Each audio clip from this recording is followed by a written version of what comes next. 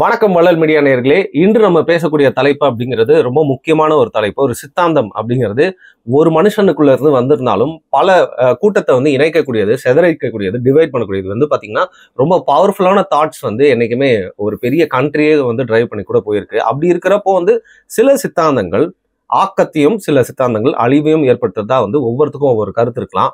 அதன்படி இன்னைக்கு அரசியல்ல ஒரு முக்கியமான ஒரு நம்பிக்கையா சித்தாந்தமா ஒரு பிலாசபியா பார்க்கப்படுற தலித்தியம் அதை பத்தி தான் இன்னைக்கு பாரி அவர்கிட்ட கேட்டு தெரிஞ்சுக்க போறேன். எனக்கு தெரிஞ்சு பாரி அவர்கள் வணக்கம். உங்களுக்கு தலித்தியம் அப்படிங்கிற மேல ஒரு எதிர்ப்பு இருக்கிறத நீங்க ஏத்துக்கல. குறிப்பா தமிழ் தேசியத்துக்கும் தலித்துக்கும் ஒவ்வாமை இருக்கு அப்படிங்கிறத நீங்க நம்புறதா நான் பாக்குறேன். இருந்தாலும் இப்போ என்னுடைய சேனல்ல ஃபார் எகெயின்ஸ்ட் எது வேணா வரணும்னு பாக்குற ஒரு தலித் ஆக்டிவிஸ்ட் பேசியிருக்காரு. அவர்கிட்ட நான் ஒரு கொஸ்டின் வச்சேன், ஏன் தமிழ் தேசியமும் தலித்தியமும் ஒன்னா சேர்ந்து இயங்க முடியாதுன்னு. அதுல அவரோட கருத்தை சொல்லியிருந்தாரு. இந்த மாதிரி ஒவ்வொருத்தருக்கும் ஒரு கருத்து இருக்கலாம். நீங்க சொல்லுங்க, தலித்தியத்தை ஏன் எதிர்க்கிறீங்க? ஏன்னா நான் எப்படி அதை பாக்குறேன்னா பிற்படுத்தப்பட்ட மக்கள், ஒடுக்கப்பட்ட மக்கள், அவங்களுக்கான பேச்சே சுதந்திரமே இல்லை, படிப்பும் இல்லை, எதுவுமே இல்லை, உரிமையும் இல்லை. அப்ப அவங்களுக்குன்னு ஒரு தனி அரசியல் இருக்கணும்ல. அதையும் பாரி எதிர்க்கிறாரு அப்படிங்கிற கேள்விதான் இல்ல. அதை எதிர்க்கல. ஆக்சுவலா தலித்தியம்ங்கிறது அதை மட்டும் குறிக்கிறது அல்ல. சரி, இப்ப தலித்தியம் அப்படிங்கிறது இப்ப அதுக்கு முன்னாடி முதல்ல தமிழ் தேசியம் என்னங்கிறது ஒரு பேசிக்கா புரிஞ்சாதான் இது தலித்தியம்ங்கிற ஒரு தனித்த அடையாளத்துக்குள்ள திரும்ப தமிழ் தேசியத்துக்குள்ள குழப்பணுமா அப்படிங்கிறத நீங்க புரிஞ்சுக்க முடியும். சரி, இப்ப தமிழ் தேசியம்ங்கிறது என்ன? தமிழர்களாக இந்த மண்ணில் வாழக்கூடிய மக்கள்கள் நம்ம எல்லாருமே ஒண்ணு, நமக்குள்ள ஏற்றத்தாழ்வு கிடையாது, நம்ம எல்லாம் சமம் அப்படிங்கிற ஒரு பார்வை. இதுல ஒட்டுமொத்த தமிழ் சமூகமும் ஒடுக்கப்பட்டு இருக்கிறது, அடிமைப்படுத்தப்பட்டு இருக்குங்கிறதுக்கு பல உதாரணங்களை நம்மளால காட்ட முடியும். பொருளாதார நிலையிலையும் தமிழ் சமூகம் தாழ்த்தப்பட்டு இருக்கிறது.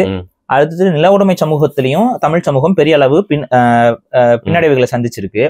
அதுக்கு அடுத்து இன்னைக்கு அரசியல் அதிகாரம் நீங்க எடுத்துக்கிட்டாலும் தமிழர்களிடம் தமிழ்நாட்டுடைய குறைஞ்சபட்சம் தமிழக அரசுடைய அரசியல் அதிகாரம் கூட நம்ம கிட்ட கிடையாது. தமிழர்களுடைய நலன் சார்ந்த ஒவ்வொரு விஷயத்தையும் நம்ம தமிழர் அல்லாதவர்கள்ட்ட கெஞ்சி கூத்தாடி போராடி தான் பெறக்கூடிய ஒரு நிலை நமக்கு இருக்கு. அப்ப ஒரு தேசிய இனமாக இருக்கக்கூடிய இப்ப தமிழர்கள் அப்படின்னா தேசிய இனம், நமக்குன்னு ஒரு மொழி இருக்கு, நமக்குன்னு ஒரு பண்பாடு இருக்கு, நமக்குன்னு ஒரு கலாச்சாரம் இருக்கு, நமக்குன்னு ஒரு வாழ்வியல் இருக்கு. இது எல்லாத்தையும் உள்ளடக்கி நமக்குன்னு ஒரு தாய் நிலம் இருக்கு, அதுல நமக்கு வரலாறு இருக்கு. அந்த வரலாற்றின் அடிப்படையில நம்மலாம் இந்த மண்ணின் மைந்தர்களாக வாழ்கிறோம். இதுதான் தமிழ் தேசியம். அப்ப நமக்கான ஒரு சுய நிர்ணய உரிமை என்பது ஒவ்வொரு தேசிய இனத்துடைய அல்டிமேட் அரசியல், அல்டிமேட் பாலிடிக்ஸ். ஒவ்வொரு தேசிய இனத்துக்குன்னா சுய நிர்ணய உரிமை. சுய நிர்ணய உரிமைனா என்னன்னா, உங்களுடைய நாடு எப்படி இருக்கணும், அங்க அந்த நாட்டுல வரி எவ்வளவு போடணும், அந்த நாட்டுடைய மொழிக் கொள்கை என்னவா இருக்கணும், அந்த நாட்டுடைய பண்பாட்டு சார்ந்த விளிமியங்கள் எவ்வாறு கட்டமைக்கப்படணும், அந்த நாட்டுடைய அரசியல் சார்ந்த கருத்துக்கள், அந்த மக்களுக்கான அரசியல், அப்புறம் அந்த நாட்டுடைய இயற்கை வளம் சார்ந்த விஷயங்கள்ல நம்ம எடுக்க வேண்டிய முடிவுகள், இது எல்லாமே இந்த மக்களுடைய முடிவாக இருக்கணும், ஒரு தேசிய இனத்துடைய முடிவாக இருக்கணும். ஆனா நீங்க இன்னைக்கு இந்தியாங்கிற ஒரு கட்டமைப்புக்குள்ள இருக்கக்கூடிய தமிழ் சமூகத்திற்கு இந்த உரிமைகள் இருக்கான்னு நம்ம பார்க்கணும். இப்ப நாங்க என்ன சொல்றோம், கூடாங்குளம்னு ஒரு அணு உலை வேண்டாம்னு சொல்றோம். ஒட்டுமொத்த தமிழ்நாட்டுல போய் நீங்க கணக்கெடுப்பு எடுத்தீங்கன்னாலும் அணு உலை வேண்டாம்னு தான் சொல்லுவாங்க, நிலக்கரி சுரங்கம் வேண்டாம்னு தான் சொல்லுவாங்க, காடுகள் மலைகளை எல்லாம் உடைச்சு எடுக்க வேண்டாம் தான் சொல்லுவாங்க, எம்சாண்டுக்காக தமிழ்நாட்டு பகுதியில இருந்து மலைகளை உடைக்க வேண்டாம் தான் சொல்லுவாங்க. இது எல்லாமே தமிழர்கள் வேண்டாம் தான் சொல்லுவாங்க. ஆனா இதை ஏதாவது அரசாங்கம் கேட்குதா? நியூட்ரினோ ஆய்வகம் அதனால தமிழர்களுக்கு ஏதாவது பயன் இருக்கா? ஒன்றும் கிடையாது. இந்தியாவுக்கு பயன் இருக்கு, ஆனா நியூட்ரினோ ஆய்வகத்தால தமிழர்களுக்கு பெரிய பாதிப்பு இருக்கு. நியூட்ரினோ ஆய்வகத்தை எந்த ஒரு இது இல்லாம இந்த இடத்துல நாங்க செய்ய போறோம் அப்படின்னு சொல்லிட்டு அவங்க ஒரு முடிவு பண்ணிட்டு நின்னாங்க. புரியுதுங்களா? இப்ப நீங்க பரந்தூர்ல விமான நிலையம் வேண்டாம் நம்ம சொல்றோம், அதை கேட்கறதுக்கு ஏதாவது இருக்கா? நம்ம எல்லாருமே வேண்டாம், ஏன்னா அது ஒரு நீர்பிடிப்பு பகுதி, அதுல விமான நிலையத்தை நீங்க வைக்கணும்னு அவசியம் இல்லையா நம்ம சொல்றோம். இது எத்தனையோ கட்டாந்தரைகள் இருக்கு, அங்க நம்ம விமான நிலையத்தை அமைச்சுக்கலாம்னு சொன்னா கேட்கறதுக்கு தயாரா இல்லை. அப்ப நீங்க இங்க புரிஞ்சுக்கிறது என்ன அப்படின்னா, எந்த ஒரு செயல் திட்டம் வந்தாலும் இங்க தமிழர்களுடைய உரிமை என்பது நம்மளால தடுக்க முடியாது. நாளைக்கே பாருங்க, இப்ப இந்த தடுப்பூசி வந்துச்சு, இல்ல இது இதனால பக்க விளைவு வரும் அப்படின்னு சொல்லி தமிழர்கள் வேண்டான்னு சொன்னா, இல்ல போட்டுதான் தீரணும்னு சொல்லி கட்டாயப்படுத்தி திணிக்கப்படுது. அப்ப சுயநிர்ணய உரிமை என்பது தமிழர்களிடம் இல்லை. அப்ப தமிழர்களுக்கு அன்ற அரசாங்கம் தமிழ்நாடாக இருக்கிறதாங்கிறது ஒரு கேள்வி. ஏன்னா தமிழ்நாட்டுக்கே சுயநிர்ணய உரிமை இல்லை. தமிழ்நாட்டுடைய மாநில சட்டமன்றத்துல ஒரு சட்டத்தை நிறைவேற்றினால் அந்த சட்டத்தை இந்திய அரசு ஏற்றுக்குதா? புரியுதுங்களா? இப்ப ஈழத்திற்கான எத்தனையோ விஷயங்களை சட்டமன்றத்துல திமுக காலகட்டத்திலும் சரி, அதிமுக காலகட்டத்திலயும் சரி தீர்மானங்கள் நிறைவேற்றப்பட்டிருக்கு. இந்த தீர்மானங்களுக்கு என்னைக்காவது ஒரு நாள் இந்தியா செவிசாச்சிருக்கா? பவர் இல்ல. புரியுதுங்களா நான் சொல்றது? அப்ப இதுதான் சுயநிர்ணய உரிமை அற்ற இனமாக தமிழ் சமூகம் இருக்கிறது. இது ஒரு தேசிய இனத்திற்கு ஒரு பேர் அவலம். சோ அதை முதல்ல நம்ம அடையணும். அதை அடையணும் அப்படின்னா தமிழ் சமூகத்திற்கு இருக்கக்கூடிய வழிமுறைகள் என்ன? உடனே எல்லாம் என்ன சொல்லுவாங்க, தனிநாடு. இல்ல தனிநாடு தான் வாங்கி அதை அடையணுமா? அப்படி தேவை கிடையாது. ஸ்டேட் அட்டானமஸ்னு ஒன்று இருக்கு, மாநில சுயாட்சி கோட்பாடுன்னு ஒன்று இருக்கு. இந்தியாவுக்குள்ளேயே இருந்து கொண்டு, ஏன்னா இந்தியாவுக்குள்ள இருக்கிறதுல சில பெனிஃபிட்ஸும் இருக்கு. இந்தியாவுக்கு ஒரு தனியா இந்தியாவில இருந்து பிரிஞ்சு போனா அதுல பெனிஃபிட்ஸ் கிடையாது. அதுல வந்து நம்ம நிலப்பரப்பு சின்னதாயிரும், உலக நாடுகள்லாம் நம்மள ஈஸியா கண்ட்ரோல் பண்ணிட முடியும், பாதுகாப்பு விஷயங்கள்ல நம்ம வந்து ரொம்ப பின்னுக்கு போயிடுவோம், ராணுவ ரீதியான பலங்கள் பெரிய அளவுக்கு இருக்காது. ஆனா இந்தியாவோட ராணுவம் இருக்கு, பாதுகாப்பு இருக்கு, பெரிய பிராந்தியமாக இருக்கு. ஆனாலும் அதோடைய செயல்பாடுகள் தமிழர்களுக்கு ஆதரவாக இல்லை. அப்ப இந்தியாவுடைய அரசியலமைப்பு சட்டத்தை மாற்றுறது தான் நமக்கான அடிப்படை தீர்வு. அதை வந்து மாநில சுயாட்சியை முழுமையாக பெறுவதன் மூலமா தான் நம்ம உருவாக்கி கொள்ள முடியும். இப்ப மாநில சுயாட்சி முழுமையாக இருக்கு அப்படின்னா, இப்ப இந்தியாவில் இருக்க எல்லா தேசிய இனங்களுக்கும் மாநில சுயாட்சி இருக்கு அப்படின்னா அது என்ன பொருள் அப்படின்னா, சில டிபார்ட்மெண்ட்ஸை மட்டும் மத்திய அரசு வச்சிருக்கும். For example transport, for example ராணுவம், இந்த மாதிரி எல்லாருக்கும் பொதுவா இருக்கக்கூடிய சில விஷயங்களை மட்டும் அரசாங்கம் வந்து வச்சிருக்கும், மத்திய அரசாங்கம் வச்சிருக்கும். மித்த எல்லாமே மாநில அரசாங்கங்கள் முடிவெடுக்கும். இதான் ஸ்டேட் அட்டானமஸ். ஸோ இந்த ஸ்டேட் அட்டானமஸோடைய தன்மையில முழுமை அடைவது தான் இந்தியா போன்ற பல தேசிய இனங்களை கொண்ட நாடுகளுக்கு சரியாக இருக்கும். ஸோ இதை மையப்படுத்தி தான் தமிழர் என்ற தேசிய இனத்திற்கான அந்த வரையறையின் அடிப்படையில மாநில சுயாட்சியை நோக்கி நகரக்கூடிய ஒரு அரசியல் தான் நமக்கான இந்தியாவில் இருக்கக்கூடிய தமிழர்களுக்கான தமிழ் தேசியம். இந்தியாவில் இருக்கக்கூடிய தமிழர்களுக்கான தமிழ் தேசியம், உலக அளவில் இருக்கக்கூடிய தமிழர்களுக்கான தமிழ் தேசியம் நாடடைதல், அது ஈழத்துல இருக்கு. இலங்கையோட நம்ம அப்படி சேர்ந்து பயணிக்க முடியாது. அவன் ஸ்டேட் அட்டானமஸும் கொடுக்கறதுல அவன் இனப்படுகொலையும் பண்ணிட்டான். இந்தியா நம்மள இனப்படுகொலை இன்னும் பண்ணல, புரியுதுங்களா? நிறைய பிரச்சனைகள் போய்கிட்டு இருக்கு, நிறைய கலவரங்கள் நடந்திருக்கு, நிறைய மொழிப்போர்கள் வந்திருக்கு, அதுல பல பேர் இறந்திருக்காங்க. ஆனா ஜெனோசைட் அப்படிங்கிற இடத்துல இந்தியா செஞ்சிருக்கா அப்படின்னா அது விவாதத்துக்குரியது. ஆனா இலங்கை ஜெனோசைட் செஞ்சிருக்கு, தமிழ் மக்களை அழித்தொழிக்க வேண்டும் என்பதற்காக சொந்த நாட்டுக்குள்ளேயே குண்டை போட்டிருக்கு, கொத்து குண்டுகளை போட்டிருக்கு, பாஸ்பரஸ் குண்டுகளை போட்டிருக்கு, கெமிக்கல் பாம்பிங்ஸை பயன்படுத்தி இருக்காங்க, குழந்தைகளை கொண்டிருக்காங்க, பள்ளிக்கூடங்கள் மேல தாக்குதல் நடத்தியிருக்காங்க சொந்த நாட்டு மக்களின் மீது. ஸோ அங்க ஜெனோசைட் நடந்திருக்கு. அப்ப அந்த இடத்துல அந்த சுயநிர்ணய உரிமை தனிநாட்டை நோக்கி தான் நகரும். அப்ப உலக அளவுல இருக்கக்கூடிய தமிழர்களுக்கான நீதி அப்படின்னா தனித்தமிழ் ஈழம், இந்தியாவில் உள்ள இருக்கக்கூடிய தமிழர்களுக்கான அடிப்படை நீதி அப்படின்னா அது மாநில சுயாட்சி. இதுதான் தமிழ் தேசியத்துடைய புரிதல் கூறுகள். இதை நம்ம சொல்லிட்டோம். சரி, இப்ப இந்த இடத்துல இருந்து எங்க நம்ம தலித்தியம்ங்கிற விஷயத்துல நம்ம முரண்படுறோம் அப்படின்னா, தலித்தியம் இது எதுவுமே இருக்காது. சுயநிர்ணய உரிமையை அவங்க ஏற்கிறதே இல்லை, தலித்தியமும் ஏற்கல, தலித்தியத்தை ஒரு ஐடியாலஜியா உருவாக்கி கொடுத்த அம்பேத்கரும் ஏற்கல. அப்ப இந்த இடத்துலதான் நம்ம தலித்தியத்தோட கான்ட்ரடிக்ட் ஆகிறோம். இப்ப நீங்க என்ன சொல்ல வரீங்க, எல்லா தேசிய இனங்கள்லயும் ஒடுக்கப்பட்ட மக்கள் இருக்கிறாங்க, அது ஒடுக்கப்பட்ட மக்கள் அப்படிங்கிற எடுத்துக்கிட்டீங்கன்னா அது வரலாறுல எப்படி நடந்துச்சுங்கிறத நீங்க புரிஞ்சுக்கணும். அந்த தேசிய இனத்திற்கான உரிமைகள் ஏதோ ஒருத்தரால மறுக்கப்பட்டதால் தான் அந்த ஒடுக்குமுறை வந்ததே ஒழிய இயல்பாகவே ஒரு சமூகத்துக்குள்ள அந்த ஒடுக்குமுறை வராது, புரியுதுங்களா? இப்ப ஒரு பரிணாமம் அடைகிறோம். நம்ம இப்ப காடுகள்ல வேட்டையாடிக்கிட்டு இருக்கிறோம், வேட்டை சமூகமாக இருக்கக்கூடிய நம்ம மேய்ச்சல் சமூகமாக மாறுறோம், மேய்ச்சல் சமூகமா இருக்கிற நம்ம திரும்ப வந்து உழவு சமூகமா மாறுறோம். இப்ப இது மாதிரி தான் திணை சார்ந்த வாழ்வியலை நம்ம உருவாக்கிக்கிறோம். இந்த எல்லா திணைகளும் 5 வகை திணைகளாக உருவாக்குறோம், பாலை திணை வரைக்கும். இப்ப இந்த திணை சார்ந்த வாழ்வியல்ல வேட்டை சமூகமா இருந்தவன் தான் மேய்ச்சல் சமூகம் மாறினான். ஆனா வேட்டை சமூகமாக இருந்தவர்களும் இருந்தார்கள், எல்லாரும் அப்படியே மாறிட மாட்டாங்கல்ல. ஒரு செட் ஆஃப் பீப்புள் அப்படியே இருப்பாங்க, அவங்க அவங்களோட வாழ்வியல் அப்படியே கண்டினியூ பண்ணுவாங்க. ஒரு குரூப் வந்து பிரிஞ்சு வேற ஒரு வாழ்வியலுக்கு போகும், அவங்க வேற ஒரு கம்யூனிட்டியா ஃபார்ம் ஆவாங்க. இவங்களை விட இவங்களுக்கு பெட்டர் ரிசோர்சஸ், அதிகமான அதாவது உணவு பாதுகாப்பு, வேட்டை அது வந்து அதிகமா இருக்கு. அப்ப அதிகமா இருக்கும்போது இவங்களோட இனப்பெருக்கம் என்பது அதிகமா இருக்கும். அப்ப வேட்டை சமூகத்தை விட மேய்ச்சல் சமூகம் அதிகரிக்குது. அப்புறம் மேய்ச்சல் சமூகத்துல இருந்து ஒரு பிரிவு பிரிஞ்சு போய் விவசாய சமூகமாக மாறுறாங்க. அப்ப மேய்ச்சல் சமூகத்தோட விவசாய சமூகம் வந்து பெரிய பிரிவாக மாறுகிறது. விவசாய சமூகம் வந்ததுக்கு பின்னாடி அந்த விவசாய சமூகமே நெய்தல் திணையா போய் உருவாக்குது, கடல் சார்ந்த. அதனாலதான் நீங்க வந்து பாத்தீங்கன்னா கடல்ல மீன் பிடிக்க போறவங்க எல்லாம் வந்து பாத்தீங்கன்னா வெள்ளாமை எப்படி இருக்குன்னு கேட்பாங்க. மீனை பிடிச்சிட்டு வரத வெள்ளாமையோட ஒப்பிட்டு, அதுக்கு பொருள் என்னன்னா இவர்கள் மீனவர்களாக ஆவதற்கு முன்பு அவர்கள் விவசாயிகளாக மாறிவிட்டார்கள். இது நீங்க புரிஞ்சுக்கணும். லேண்டை தான் ஃபர்ஸ்ட் டாயில் பண்ணிருக்காங்க. விவசாயம் செய்துவிட்டு அந்த விவசாய மரபு அவ்வாறே கடல்ல வந்து ஆளுகை செலுத்த தொடங்குகிறது. அப்ப நெய்தல் திணை என்பது ஒரு கிளைத்திணை போல, மருத திணையோட ஒரு கிளைத்திணையாகத்தான் நெய்தல் திணைங்கிறது உருவாகுது. இதுதான் வந்து மனிதர்களோட, இது தமிழர்களுக்கு மட்டுமல்ல, உலகத்தில் இருக்கக்கூடிய எந்த இடத்துல நீங்க நாகரிக தோற்றிய இடத்துல பாத்தீங்கன்னாலும் மனிதர்களோட வாழ்க்கை என்பது இவ்வாறே அமைஞ்சிருக்கும்.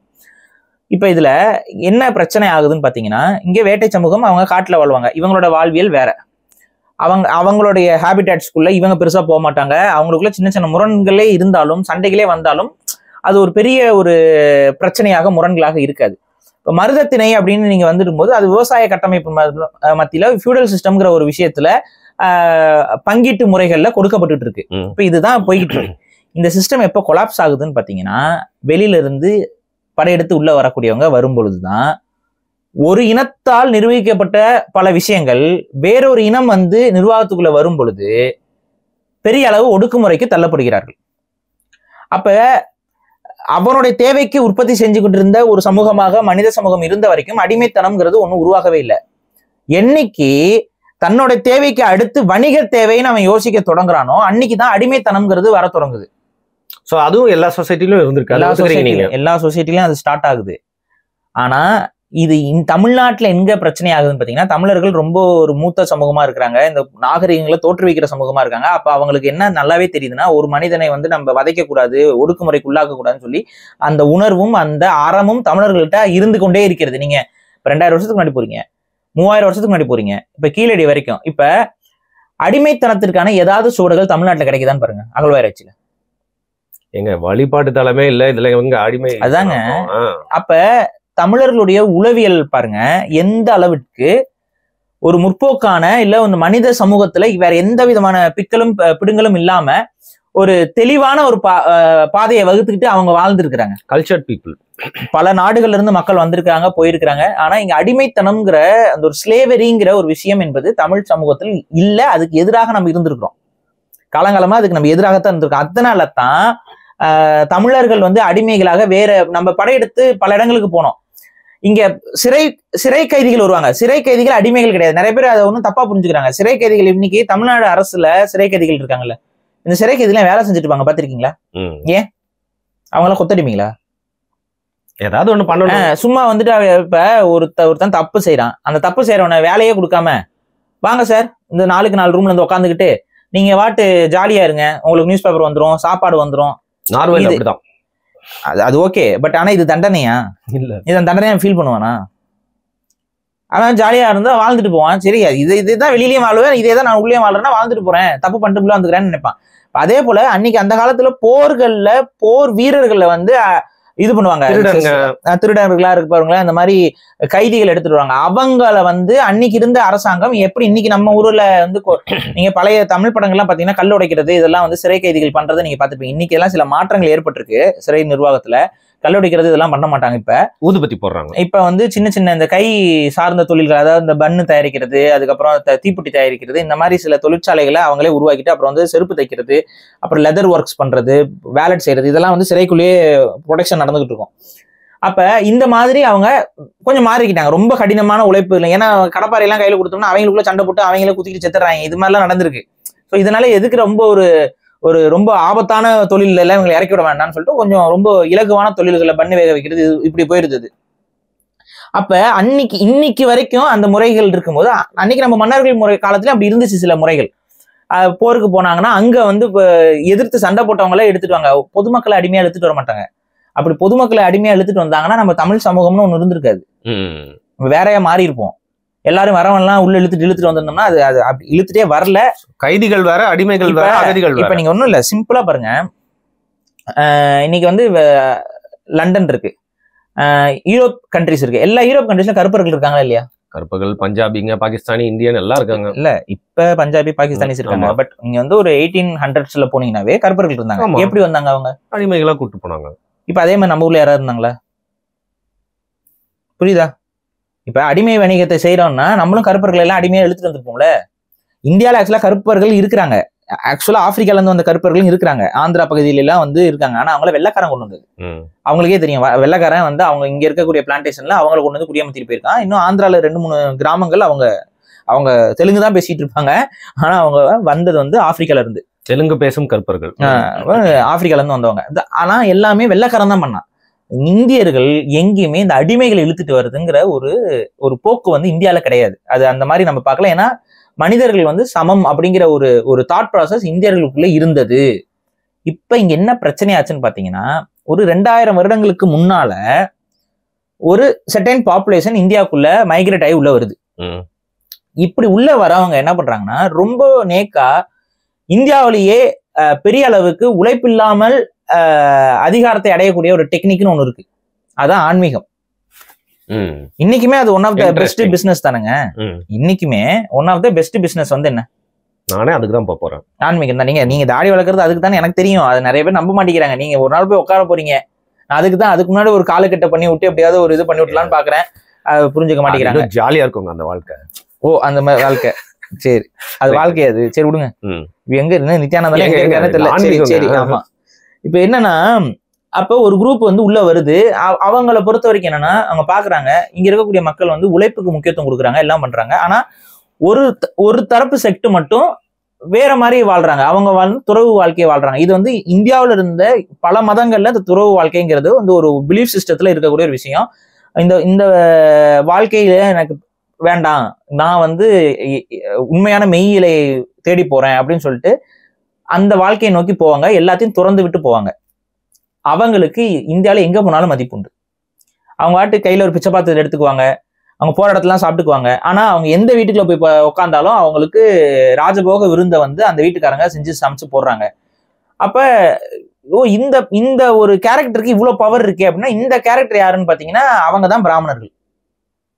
பிராமணர்கள் அப்படிங்கிறது ஆக்சுவலா இந்தியாவுக்குள்ள இருந்த ஒரு கலாச்சாரம் தான். அது வெளியில இருந்து வந்தவங்க கொண்டு வந்ததெல்லாம் கிடையாது. இந்தியாவுக்குள்ள இருந்த ஒரு கலாச்சாரம். பேர் அமனர். அமனர்னா எல்லாத்தையும் துறந்தவர்னு அர்த்தம். நிர்வாண நிலையை அடைந்தவர், எல்லாத்தையும் துறந்தவர். அவருக்குன்னு சொத்து பத்தி கித்து எதுவும் இல்லை. அவருக்குன்னு நிலம் கிடையாது, அவருக்குன்னு உறவுகள் கிடையாது, அவருக்குன்னு எந்த ஒரு சொந்த பத்தமும் கிடையாது. அது மாதிரி எல்லாத்தையும் துறந்தவருங்கிறது தான் ஒரு நிர்வாணம் அப்படிங்கிற அதுல பேர் நிர்வாணம் அப்படிங்கிறது அதான் பிராமணர் அப்படிங்கிற சொல். இப்படி இருக்கக்கூடிய இந்த மக்களுக்கு இருக்கக்கூடிய மரியாதையை இவங்க பார்க்கும் பொழுது இவங்க என்ன நினைக்கிறாங்க, இந்த இடத்த நம்ம அடையணும். வெளியில இருந்து வரவங்க மேய்ச்சல் சமூகமா உள்ள வராங்க, இந்த இடத்த நம்ம அடைஞ்சிட்டா போதும் அப்படின்னு நினைக்கிறாங்க. ஆனா இந்த இடத்த அடையணும்னா ரொம்ப கஷ்டப்படணும். சின்ன வயசுல இருந்தே குருகுல கல்வியில படிச்சு அந்த கல்வியில நல்ல ஒரு தேர்ச்சி பெற்று அந்த இதுக்கு அப்புறம் ஒரு புரிதல் வந்து உலகத்துல இருக்கக்கூடிய ஆசைபாசங்களுக்கெல்லாம் கடந்து தியானம் பண்ணி ஒரு நிலையை அடைஞ்சு பிராமணர் ஆகணும். அப்படி ஆனவங்க ஒரு வெள்ளை ஆடை உடுத்திக்கிட்டு வாழ்றாங்க. இவங்க என்ன பண்றாங்க, நாங்கெல்லாம் பிறக்கும் போதே வெள்ளையா பிறக்கணும், அதுக்கு மீனிங் என்ன? நாங்கதான் பிராமணர். நாங்க என்ன இறைவனால் படைக்கப்படும் போதே நாங்க பிராமணர் அப்படின்னு சொல்லி ஒரு புது கதையை உருவாக்குறாங்க இந்தியன் தியாலஜில. இதுதான் புரிஞ்சுக்கணும். இந்தியாவில் இருக்கக்கூடிய அந்த நம்மளுடைய புரிதல், அந்த மெய்யியல் கோட்பாட்டு புரிதலுக்குள்ள ஒரு புது கதையை உருவாக்குறாங்க. எல்லாம் இறைவன் படைக்கிறாருங்கிற அந்த ஒரு பார்வை, ஒரு சிந்தனை இருக்கும்ல. இதுல வந்து இங்கே இவங்கெல்லாம் கஷ்டப்பட்டு ட்ரெயின் ஆகி அதுக்கப்புறம் வெள்ளை ஆடையை உடுத்தி அவங்க அறிவுக்கான அடையாளம்னு போகும் பொழுது ஒவ்வொருத்தவங்க வந்து என்ன சொல்றாங்க, நீங்களாம் இவ்வளவு கஷ்டப்பட்டு தான் வெள்ளையாடை உடுத்தணும், ஆனா நாங்க படைக்கப்படும் போதே வெள்ளையாடையோட படைக்கப்படுறோம், வெள்ளைத்தோரோட படைக்கப்படுறோம், அதுக்கு பொருள் என்ன? நாங்கள் பிறக்கும் போதே பிராமணர்கள்னு சொல்லி பிறப்பால் பிராமணர்கள்னு ஒரு செக்ட் இந்தியாவில் உருவாகுது. இது உருவானதுக்கு அப்புறம் தான் இந்தியாவுடைய அத்தனை வரலாறும் தலைகீழா மாறுது. இந்த இந்திய நிலப்பரப்புல இருக்கக்கூடிய அத்தனை வரலாறும் தலைகீழா மாறுது, கொலாப்ஸ் ஆகுது. ஏன்னா பிறப்பால் நான் உயர்ந்தவன் ஒருத்தர் சொல்ல தொடங்கிட்டார். கான்செப்டே இல்ல. அதனால அந்த கான்செப்டே நம்ம எதிர்த்தோம். ஆக்சுவலா இவங்கெல்லாம் வந்து இந்த இதெல்லாம் 2000 வருஷத்துக்கு முன்னாடி பண்ண ஆரம்பிக்கும் போதுதான் நம்ம வள்ளுவம் போன்ற திருக்குறள் இதை பத்தி ஏதாவது சொல்லியிருக்காரா? அந்த ஏற்றத்தாழ்வு அதுதாங்க. பிறப்புக்கும் உங்களுக்கு பிறப்புக்கும் எல்லா உயிருக்கும், அதான் எல்லா உயிருக்கும் பிறப்புங்கிறது சமம். இங்க மனுஷன், ஒரு மானு, ஒரு கரடி எல்லாமே பிறப்பால் ஒண்ணு. ஐயோ, அது சில பேருக்கு பிடிக்காது, இடிக்குமே. ஆனா அவரே அதே வள்ளுவர் அடுத்த வரியில என்ன சொல்லுவாருன்னா, சிறப்பொவ்வா செய்தொழில் வேற்றுமையான. அதுக்கு பொருள் என்னன்னா, பிறப்புக்கும் எல்லா உயிருக்கும். பிறப்பு என்பது எல்லாத்துக்கும் சமம். சோ பிறப்பால நீங்க நானே எல்லாருமே சமம். சிறப்பு இப்போ உங்களுக்கு ஒரு சிறப்பு, எனக்கு ஒரு சிறப்பு. ஆனா சிறப்பு ஒவ்வா செய்தொழில் வேற்றுமையான் அப்படின்னு செய்யக்கூடிய தொழிலுக்கு தகுந்த மாதிரி சிறப்பு என்பது மாறுபடுங்கிறார். சிறப்பு வந்து ஒன்னா இருக்காது ஒவ்வொருத்தருக்கும். ஃபார் எக்ஸாம்பிள், ஒன்னாவே பிறக்கலாம். ஒரே வயிற்றுல ஒரே தாய்க்கு ஒரு ட்வின்ஸ் பிரதர் பிறக்கலாம். அதுல ஒரு ட்வின் பிரதர் வந்து நல்லா படிச்சுட்டு மக்களுக்கு சேவை செய்ய போயிடுறான், ஒருத்தன் கொலகாரனா போயிடுறான். இப்ப பிறப்பு சமம் இவங்க 2 பேருக்கும், கரெக்டா? ஆனா சிறப்பு வந்து இவர் சிறந்தவர், இவர் கெட்டவர். அப்ப சிறப்பு மாறுபடுதுல. செய்தொழில் அப்படின்னா நிறைய என்ன பண்ணா பை ப்ரொஃபஷன் நினைச்சுக்கிறாங்க. உன்னுடைய ஆக்ஷன்ஸ். செய்தொழில்ங்கிறது ஆக்ஷன்ஸ்.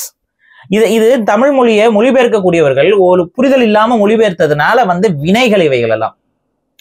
அதை புரிஞ்சுக்காம நிறைய பேர் வந்து சில விஷயங்களை தவறாவே புரிஞ்சுக்கிறாங்கன்னு வைங்களேன். ஸோ இதுதான் அப்ப என்ன நான் சொல்றேன்னா, பிறப்பால் எல்லாரும் சமமுன்று இருக்கக்கூடிய ஒரு புரிதல் கொண்ட மண்ல நான் பிறப்பால் உயர்ந்தவன் ஒரு தரப்பு சொல்ல தொடங்கும் பொழுது பிறப்பில் ஏற்றத்தாழ்வு என்பது கடைபிடிக்கப்படுகிறது.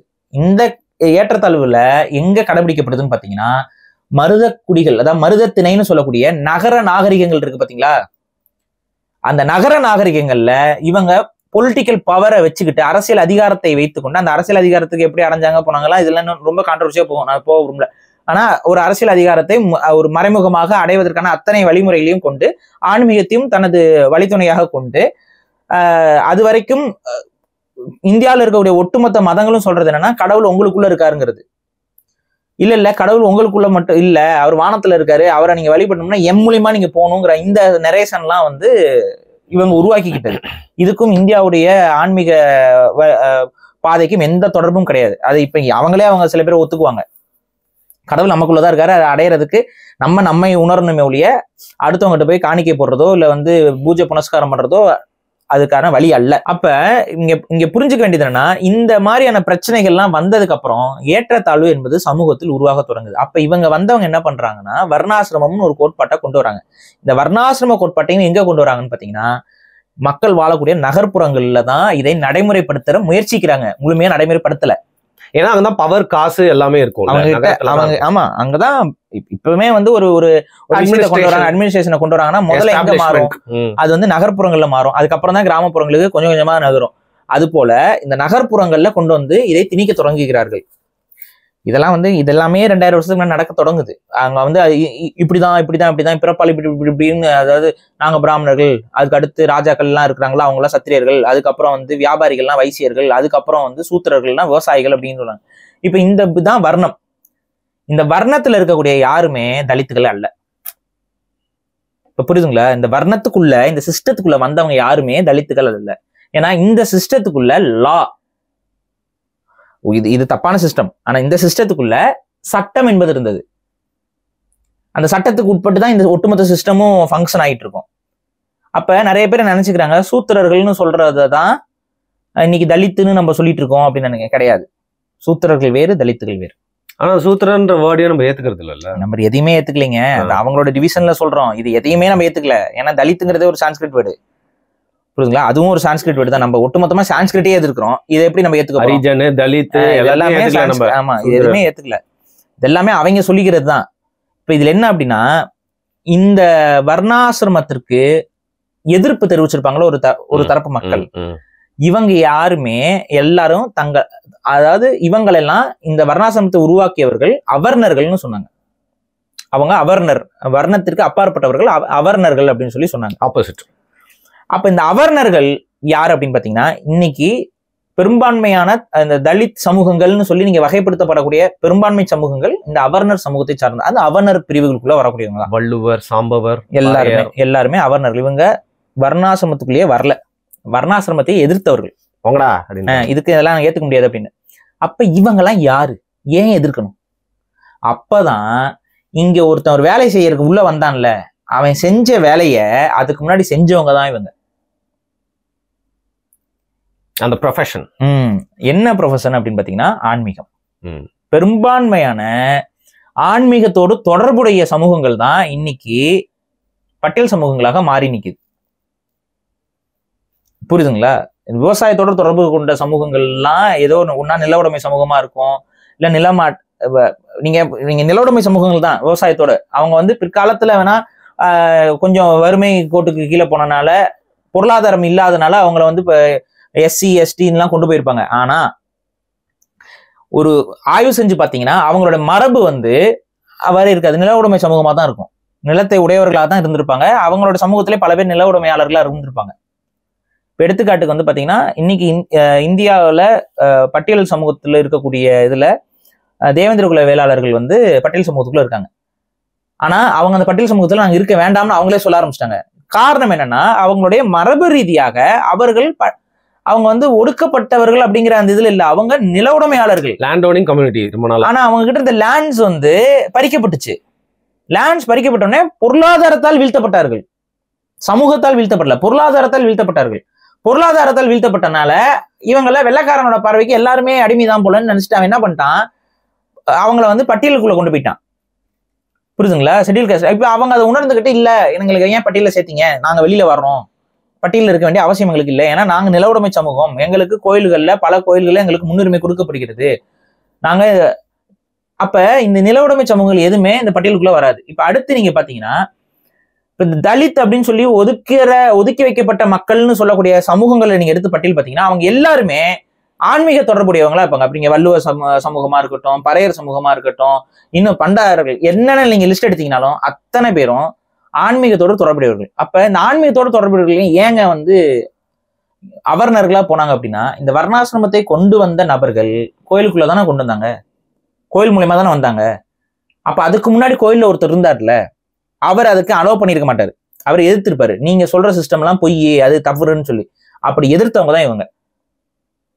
எதிர்த்தவங்க எல்லாம் அவர்ணர்கள், இவங்களுக்கும் இந்த நாட்டுக்கும் சம்பந்தமே இல்லை, இவங்களுக்கும் இந்த ஊருக்கும் சம்பந்தமே இல்லை, இவங்க இந்த சிஸ்டத்துக்குள்ளே வரமாட்டாங்கன்னு சொல்லி ஒதுக்கி விட்டுட்டு ஒரு வேலையை அவங்க கட்டமைக்கிறாங்க. இதை அவங்க முழுமையாக செய்ய முடிஞ்சது அவங்களாலன்னா முடியல. புரியுதுங்க? ஏன்னா ஒரு தப்பான ஒரு விஷயத்தை இம்ப்ளிமெண்ட் பண்ண ட்ரை பண்றீங்க, அதை உங்களால இம்ப்ளிமெண்ட் பண்ணிட முடியுமா? அதுக்கு எதிர்ப்பு இருக்கும், அதுக்கு ரெசிஸ்டன்ஸ் இருக்கும். இதன் காரணமாக கொஞ்சம் கொஞ்சம் செய்வீங்க, கொஞ்சம் கொஞ்சம் செய்ய முடியாது. இந்த மாதிரி ஒரு பெரிய பிரச்சனையை இந்த இந்திய சமூகத்துக்குள்ள உருவாக்கி விட்டுறாங்க. அதனால எங்கேயுமே இது 100% இது இந்த சிஸ்டம் இம்ப்ளிமெண்டடா இருந்துச்சு, வர்ணா சிஸ்டம் இந்தியாவில் 100% இம்ப்ளிமெண்டா இருந்துச்சுன்னு சொல்லவே முடியாது. அங்கொன்றும் இங்கொன்றுமாகத்தான் இது நடைமுறைப்படுத்தப்பட்டிருந்தது. அப்ப இப்ப நம்ம புரிஞ்சுக்கிறது என்னன்னா, இங்க நீங்க சொல்ற மாதிரி இந்த தலித் அப்படிங்கிற இந்த டெர்மினாலஜிக்குள்ள நீங்க கொண்டு வந்தீங்க அப்படின்னா, இது தெரிஞ்சோ தெரியாமலையோ இந்த ஒட்டுமொத்த இந்த வர்ணா சிஸ்டம் நம்ம அக்செப்ட் பண்றதுக்கு சமம். இத நாங்க ஏத்துக்கலன்னு சொல்லி ஒதுங்கினவங்க திரும்ப நீங்க தலித் அப்படின்னு சொல்லி ஒரு சான்ஸ்கிரிட்டைஸ்டு டேர்முக்குள்ள கொண்டு வரதை நம்ம ஏற்க முடியாது. அதனால ஒரு வழக்கு பதிவு பண்ணி தலித்னு ஆக்சுவலா ஒருத்தரை சொல்லக்கூடாதுன்னு ஆர்டரே இருக்கு. ஒருத்தரை தலித்னு சொல்லக்கூடாது, அது ஏன்னா ஒரு டிஸ்கிரிமினேட்டிங்கான ஒரு வேர்டை நீங்க எப்படி சொல்லுவீங்க? கரெக்ட். அது டிஸ்கிரிமினேஷனுக்காக சொல்லப்பட்ட ஒரு வார்த்தையை நீங்க அடையாளம்னு எப்படி கட்டமைப்பீங்க? ரொம்ப தப்பு, அதை நம்ம செய்யக்கூடாது. சரி, இப்ப தமிழ் சமூகத்தில் தலித்துகள் உள்ளார்களா அப்படின்னா நீங்க வகைப்படுத்துறீங்க இன்னார் இன்னார் தலித்துன்னு. ஆனா இல்லை, அவர்கள் தலித் அல்ல. அவர்கள் தமிழ் சமூகத்துடைய மிக மூத்த குடிகள் தான் தமிழ் சமூகத்துக்குள்ள இருக்கிறாங்க. அவங்கள நீங்க தலித்துன்னு எந்த சமூகத்தை தலித்தும்பீங்க? பறையரை தலித்தும்பீங்களா? வள்ளுவர்களை தலித்துங்கிறீங்களா? சொல்லக்கூடாதுன்னு நாங்க சொல்றோம். இதான் என் பிரச்சனை. புரியுதுங்களா? இப்ப பறையர்களுக்கான உரிமை தமிழ் சமூகத்துல நிலைநாட்டப்பட வேண்டுமானா பட வேண்டும், அதுல எனக்கு மாற்று கருத்தே இல்லை. நானே ஒரு சில ஆண்டுகளுக்கு முன்னாடி ஒரு பதிவு போட்டிருந்தேன். என்னைக்கு ஒரு பறையர் சமூகத்திலிருந்து ஒரு தமிழ் தேசிய சீஃப் மினிஸ்டர் வருகிறாரோ அன்னைக்கு தான் இந்த மாதிரி சாதிகளை கடந்த தமிழ் தேசியம் என்பது சாத்தியப்படுதுன்னு நம்ம ஏத்துக்க முடியும். அதே போல என்னைக்கு ஒரு அதாவது இந்த மதங்கள், அதாவது கிறிஸ்துவ மதமோ இல்லை இஸ்லாமிய மதத்திலேயோ இருக்கக்கூடிய ஒரு தமிழர் முதலமைச்சராக ஏற்கப்படுகிறாரோ அன்னைக்கு தான் மதங்களை கடந்த தமிழ் தேசியமும் சாத்தியப்பட்டிருக்குங்கிறத ஏத்துக்க முடியும்னு நான் சொல்லியிருப்பேன். அதே மாதிரி இந்தியாவில ஒரு தமிழ் பிரதமர் வரணும், அது சாத்தியம் இல்லை. அவங்க ஒருபோதும் மாட்டாங்க. அப்படியே வந்தாலும் தமிழ் பார்ப்பனரை தான் கொண்டு வருவாங்க. புரியுது. ஸோ மித்தபடி வேற இதுக்கான வாய்ப்பே இல்லை. அவங்களுக்கு தெரியும் யாரை கொண்டு வரணும், யாரை கொண்டு வரக்கூடாது. இப்ப இங்க நீங்க பார்த்து புரிஞ்சுக்க வேண்டியது என்னன்னா, தமிழ் தேசியம் என்பது மதங்களையும் சாதிகளையும் கடந்து அவர்களை இனமாக பார்க்கிறது. புரியுதுங்களா? இனமா தான் பார்க்குது. அவங்க இனத்தால் தமிழர்கள்ங்கிறதால தான் நாங்க பார்க்கிறோம். ஆனா இந்த தலித்தியம்ங்கிறது இப்ப என்னவா பார்க்கும்? இவ்வளவுதான் கேள்வி. தலித்தியம் என்னவா பார்க்கும்? ஒரு ஆதிக்கவாதியா பார்க்கும், ஆதிக்க சாதியா பார்க்கும், வேற என்னவா பார்க்கும்? அதுக்குள்ள ஒற்றுமை எனக்கு வருமா? சரி, இங்கதான் ஒரு பெட்டர் கொஸ்டின் நான் கேட்கணும்னு நினைக்கிறேன். ஸோ இப்போ தமிழ் தேசியத்துல எல்லாருமே தமிழர், எல்லா குடிகளும் ஒன்று, நம்ம எல்லாம் சேர்ந்து செயல்பட்டு தமிழ் தேசியத்தை வளர்க்கணும், வெண்டெடுக்கணும் அப்படின்னு சொல்றப்போ, தமிழ் தேசியத்தை ஏத்துக்கிற பல பேரே பாத்தீங்கன்னா வெளி தோற்றத்துல ஒரு மாதிரியாவும் உள்ளுக்குள்ள ஒரு சாதிய வன்மத்தை வச்சு மூத்த குடிகளான ஒடுக்கப்பட்ட குடிகளை அவங்க பாக்குற விதமே வேற மாதிரி தானே இருக்கு. அதை நம்ம இல்லைன்னு சொல்ல போறோமா? இப்ப இப்படி நான் வரேன், கிறிஸ்டியன் தானே, பிராக்டிசிங் கிறிஸ்டியன். கிறிஸ்டியானிட்டியில சொல்லப்படுற தத்துவத்தை வச்சு கிறிஸ்தவத்தை விமர்சிப்பீங்களா, கிறிஸ்தவர்களை வச்சு கிறிஸ்டியானிட்டியை விமர்சிப்பீங்களா? கிறிஸ்டியானிட்டியில தத்துவம் தான் பேஸ். கிறிஸ்தவர்கள் தப்பு பண்ணா இந்த தத்துவத்தை வச்சுதான் அவங்களை விமர்சிப்பேன். தத்துவத்தை வச்சுதானே விமர்சிப்பீங்க. அதே போல தமிழ் தேசிய தத்துவம் எல்லா சமூகமும் ஒன்றுங்கிறது தான் சொல்லுது, எல்லா தமிழ் குடியும் சமமானதுங்கிறதான் சொல்லுது. அதுல ஒருத்தங்க ஏன் தமிழ் குடி என்னுடைய குடி பெரிய புடுங்கி குடின்னு ஒருத்தன் சொல்றான் அப்படின்னா அதை உங்களுடைய தமிழ் தேசிய கோட்பாட்டை வச்சுதான் எதிர்க்கணும். புரியுதுங்களா? தமிழ் தேசிய கோட்பாட்டுல எந்த குடியும் எதற்கும் உயர்ந்ததும் அல்ல, எதுவும் தாழ்ந்ததும் அல்ல. இந்த புரிதல்ல நீங்க உறுதியா இருக்கணும்ல. இல்ல, இங்கதான் எனக்கு தியாகராஜன் குமராஜ படத்துல டைலாக் வருது. நீங்க வந்து மதம்னா தப்புன்னுவீங்க, ஜாதின்னா தப்புன்னுவீங்க, ஆனா இனம்னா மட்டும் ஒன்னா இருக்கலாமா? ஐ மீன் லைக் அது மட்டும் பிரிச்சு பாக்குறது இல்லையா? அதுல ஏற்றத்தாழ்வு இல்லையா அப்படிங்கிற ஒரு கேள்வி தலித்துகள் கிட்ட முக்கியமா வந்து வைக்கப்படுது. அதாவது தலித்தியம் பேச பாருங்க, இன்னைக்கு வந்து ஒரு சமூகம், நான் இன்னைக்கு ஒரு நிகழ்வை சொல்றேன். சமீபத்துல ஒரு கொலை நடந்துச்சு. இப்பதான் ஒரு 2-3 நாளைக்கு முன்னாடி தான் நடந்திருக்கு. சரி, இது என்ன கொலைன்னு நீங்க சொல்லலாம், நீங்களே சொல்லுங்க. ஒரு பெட்ரோல் பங்க்ல பெட்ரோல் அடிக்கிறதுக்கு வராங்க. அப்படி வரும் பொழுது இவங்களுக்குள்ள ஏதோ ஒரு முன்ன பிரச்சனை இருக்கும் போல. ஒருத்தன் பைக்ல ஒருத்தன் வந்து பெட்ரோல் அடிச்சிட்டு இருக்கான், இன்னொருத்தங்க ஒரு குரூப் வருது. அவங்க வந்து உள்ள வந்து எனக்கு முதல்ல போடும், இந்த மாதிரி ஒரு சின்ன ஒரு சலசலப்பு. அதுல வந்து என்ன ஆகுதுன்னு பாத்தீங்கன்னா, அந்த நின்று பேசிக்கிட்டு இருக்கவரு அந்த பைக்ல உட்காந்துட்டு இருக்கவரை அடிச்சிடுறாப்ல. புரியுது. அடிச்ச உடனே அந்த உட்காந்து பெட்ரோல் போட்டுட்டு இருக்கிறவரு என்ன பண்றாரு, இறங்கி அவனை நாக் அவுட் பண்ணிடுறாரு. ஓகேவா? ஏன்னா அந்த பையன் வந்து கொஞ்சம் இந்த மார்ஷியல் ஆர்ட்ஸ் இதுல எல்லாம் இந்த சண்டையில போட்டுருவேன். இப்ப இங்க பிரச்சனை என்னன்னா, இந்த முதல்ல வந்து அடிக்கிறான் பாருங்க, அவன் வந்து ஒரு பட்டியல் சமூகத்தை சார்ந்தவன். இந்த நாக் அவுட் பண்ணவன் வேற ஒரு சமூகத்தை சார்ந்தவன். சரி, இந்த வீடியோ வந்து பெட்ரோல் பங்க்ல சிசிடிவில பதிவாயிருது. இந்த வீடியோ இணையதளத்துல பரவிடுது. சரி, வைரல் ஆயிடுச்சு. நேத்து ஒரு 2-3 நாளைக்கு மேல ஒரு கொலை நடந்துச்சு. என்ன கொலைன்னா, இந்த முதல்ல வந்து அரைஞ்சான் பாத்தீங்களா, அரைஞ்சு நாக் அவுட் ஆகி விழுந்தான் பாத்தீங்களா, இவன் இந்த பெட்ரோல் பங்க் ஆள் இருக்கான்ல, பெட்ரோல் போட்டுட்டு இருந்தான்ல, அவனை போய் வெட்டி கொண்டிருக்கான். ஏன்டா அப்படின்னா, இவன் வீடியோ ரிலீஸ் பண்ணனால எனக்கு அவமானமா போச்சுன்னு சொல்லி வெட்டி கொண்டுட்டேங்கிறான். இப்ப இந்த கொலையை செஞ்சவன் ஒரு பட்டியல் சமூக ஆளு. இப்ப இவன் என்ன உளவியல்னு நம்ம சொல்லலாம்? இவர் வந்து அடிமை உளவியல் இருக்காருன்னு நம்ம சொல்றதா, இல்ல ஆதிக்க வெறியர்னு இவரை சொல்றதா, என்ன சொல்லலாம் நம்ம இவரை? இப்ப இதே சினாரியோல இப்ப வெட்டினவன் பட்டியல் சமூகம் இல்ல, இவன் என்ன சொல்லியிருப்பீங்க? கொலை. அது கூட ஒண்ணு என்ன சொல்லியிருப்பீங்க? சாதிய ஆணவ கொலை, சாதிய திமிர்ல கொலை பண்ணிட்டாம்பீங்க. இப்ப இவன் பட்டியல் சமூகத்தை சார்ந்தவன் தான், இவன் சாதிய திமிர் இருக்குன்னு நீங்க சொல்ல வரீங்களா? இல்லைன்னு சொல்ல முடியாது. இதுதான் பிரச்சனை. புரியுதுங்களா? இந்த தலித்தியம்ங்கிற போர்வைக்குள்ளேயும் சாதி வெறியர்கள் உண்டு. அந்த சாதி வெறியர்கள் தான் சில அப்பாவிகளையும் பழிவாங்குற வேலைகளை பண்றாங்க. இதை நம்ம மறுக்கவே முடியாது. ஏன்னா சாதியம்னு நீங்க அந்த இன்ஸ்டியூஷன் பண்ணிட்டீங்க அப்படின்னா அதுக்குள்ள வெறியும் இருப்பான். இப்ப சாதின்னு இருக்குல்ல, சாதியில நல்லவனும் இருப்பான். ஒரு சாதின்னு ஒரு வரையறை எடுத்துக்கிறீங்க, அதுக்குள்ள ஆதிக்கம் செய்யறவனும் இருப்பான், சாமானியனும் இருப்பான்ல. இப்ப இந்த ஆதிக்கம் செய்யறவனையும் இந்த சாமானியன்னு நீங்க முதல்ல பிரிச்சு காட்டணும். இது எப்படி பிரிப்பீங்க? இதுக்கு என்ன உங்ககிட்ட ஐடியாலஜி இருக்கு? இப்ப ஃபார் எக்ஸாம்பிள் ஒரு எக்ஸாம்பிளோட சொல்லுங்க, ஒரு நாடார்னு இருக்காரு. இப்ப நாடார் கம்யூனிட்டியில கிட்டத்தட்ட பல லட்சம் பேர் இருப்பாங்க. இந்த பல லட்சம் பேர்ல ஒரு சில 1000 பேர் சாதி வெறியர்களா இருக்கலாம். கரெக்டா? எல்லா கம்யூனிட்டிலும் இருக்காங்க, எல்லா சமூகத்திலும் இருப்பாங்க. நான் ஒரு எக்ஸாம்பிளுக்கு நாடார் சொல்றேன். இப்ப இங்க வைக்கக்கூடிய கேள்வி என்னன்னா, இப்ப நாடார்னு ஒருத்தன் தன்னை சொல்லிக்கிட்டாவே அவன் சாதி வெறியன்னு நீங்க சொல்லிட்டீங்க. இப்ப இந்த 10 லட்சம் பேர் ஒரு தொகைக்கு 10 லட்சம் அவங்க இருப்பாங்க, ஒரு கோடிக்கு மேல இருப்பாங்கன்னு வைங்களேன். இப்ப இதுல இந்த நாடார்ல எத்தனை, இப்ப நீங்க நாடார்னாவே சாதி வெறி அப்படின்ட்டீங்கன்னா, இப்ப இது அத்தனை நாடாரும் சாதி வெறியர்களா ஆயிடுறாங்களா இல்லையா? இல்லையே. உண்மை இல்ல, ஒரு மாதிரி போக்கஸ் பண்றீங்கல்ல. ஆனா இந்த பல கோடி நாடார்ல ஒரு 1000 பேர் சாதி வெறி இருப்பான். இப்ப இந்த சாதி வெறி நாடாரையும் இந்த சாதி வெறி இல்லாத நாடாரையும் நீங்க பிரிச்சு காட்டணும்ல, எப்படி காட்டுவீங்கன்னு கேக்குறேன் நான். அதுக்கு என்ன வரையறை வச்சிருக்கீங்க? எந்த இடத்துல காட்ட முடியும் அப்படின்னா, அவனை தமிழ் தேசியத்துக்குள்ளதான் காட்ட முடியும். தமிழ் தேசியத்துக்குள்ள என்னைக்கு அவன் மற்ற சமூகத்தை சமமா பாக்குறேங்கிறத வெளிப்படுத்திட்டு வரானோ, என்னைக்கு நான் ஒரு தமிழ் தேசிய நாடார்னு சொல்றானோ, நான் தமிழ் தேசியத்தை ஏற்றுக்கொண்ட ஒரு நாடார் அப்படின்னு அவன் வாயில இருந்து வருது அப்படின்னா, அவன் சமத்துவத்தை ஏற்றுக்கொண்ட நாடார்னு ஆயிடுறாரு. அப்ப நாடாருங்கிற ஐடென்டிட்டி அவருக்கு இருக்கு. ஏன்னா அது ஒரு பாலிடிக்ஸ். ஏன்னா நீங்க நாடாருங்கிற ஐடென்டிட்டி இல்லைன்னா அவங்களுக்கு அநியாயம் நடக்கும்.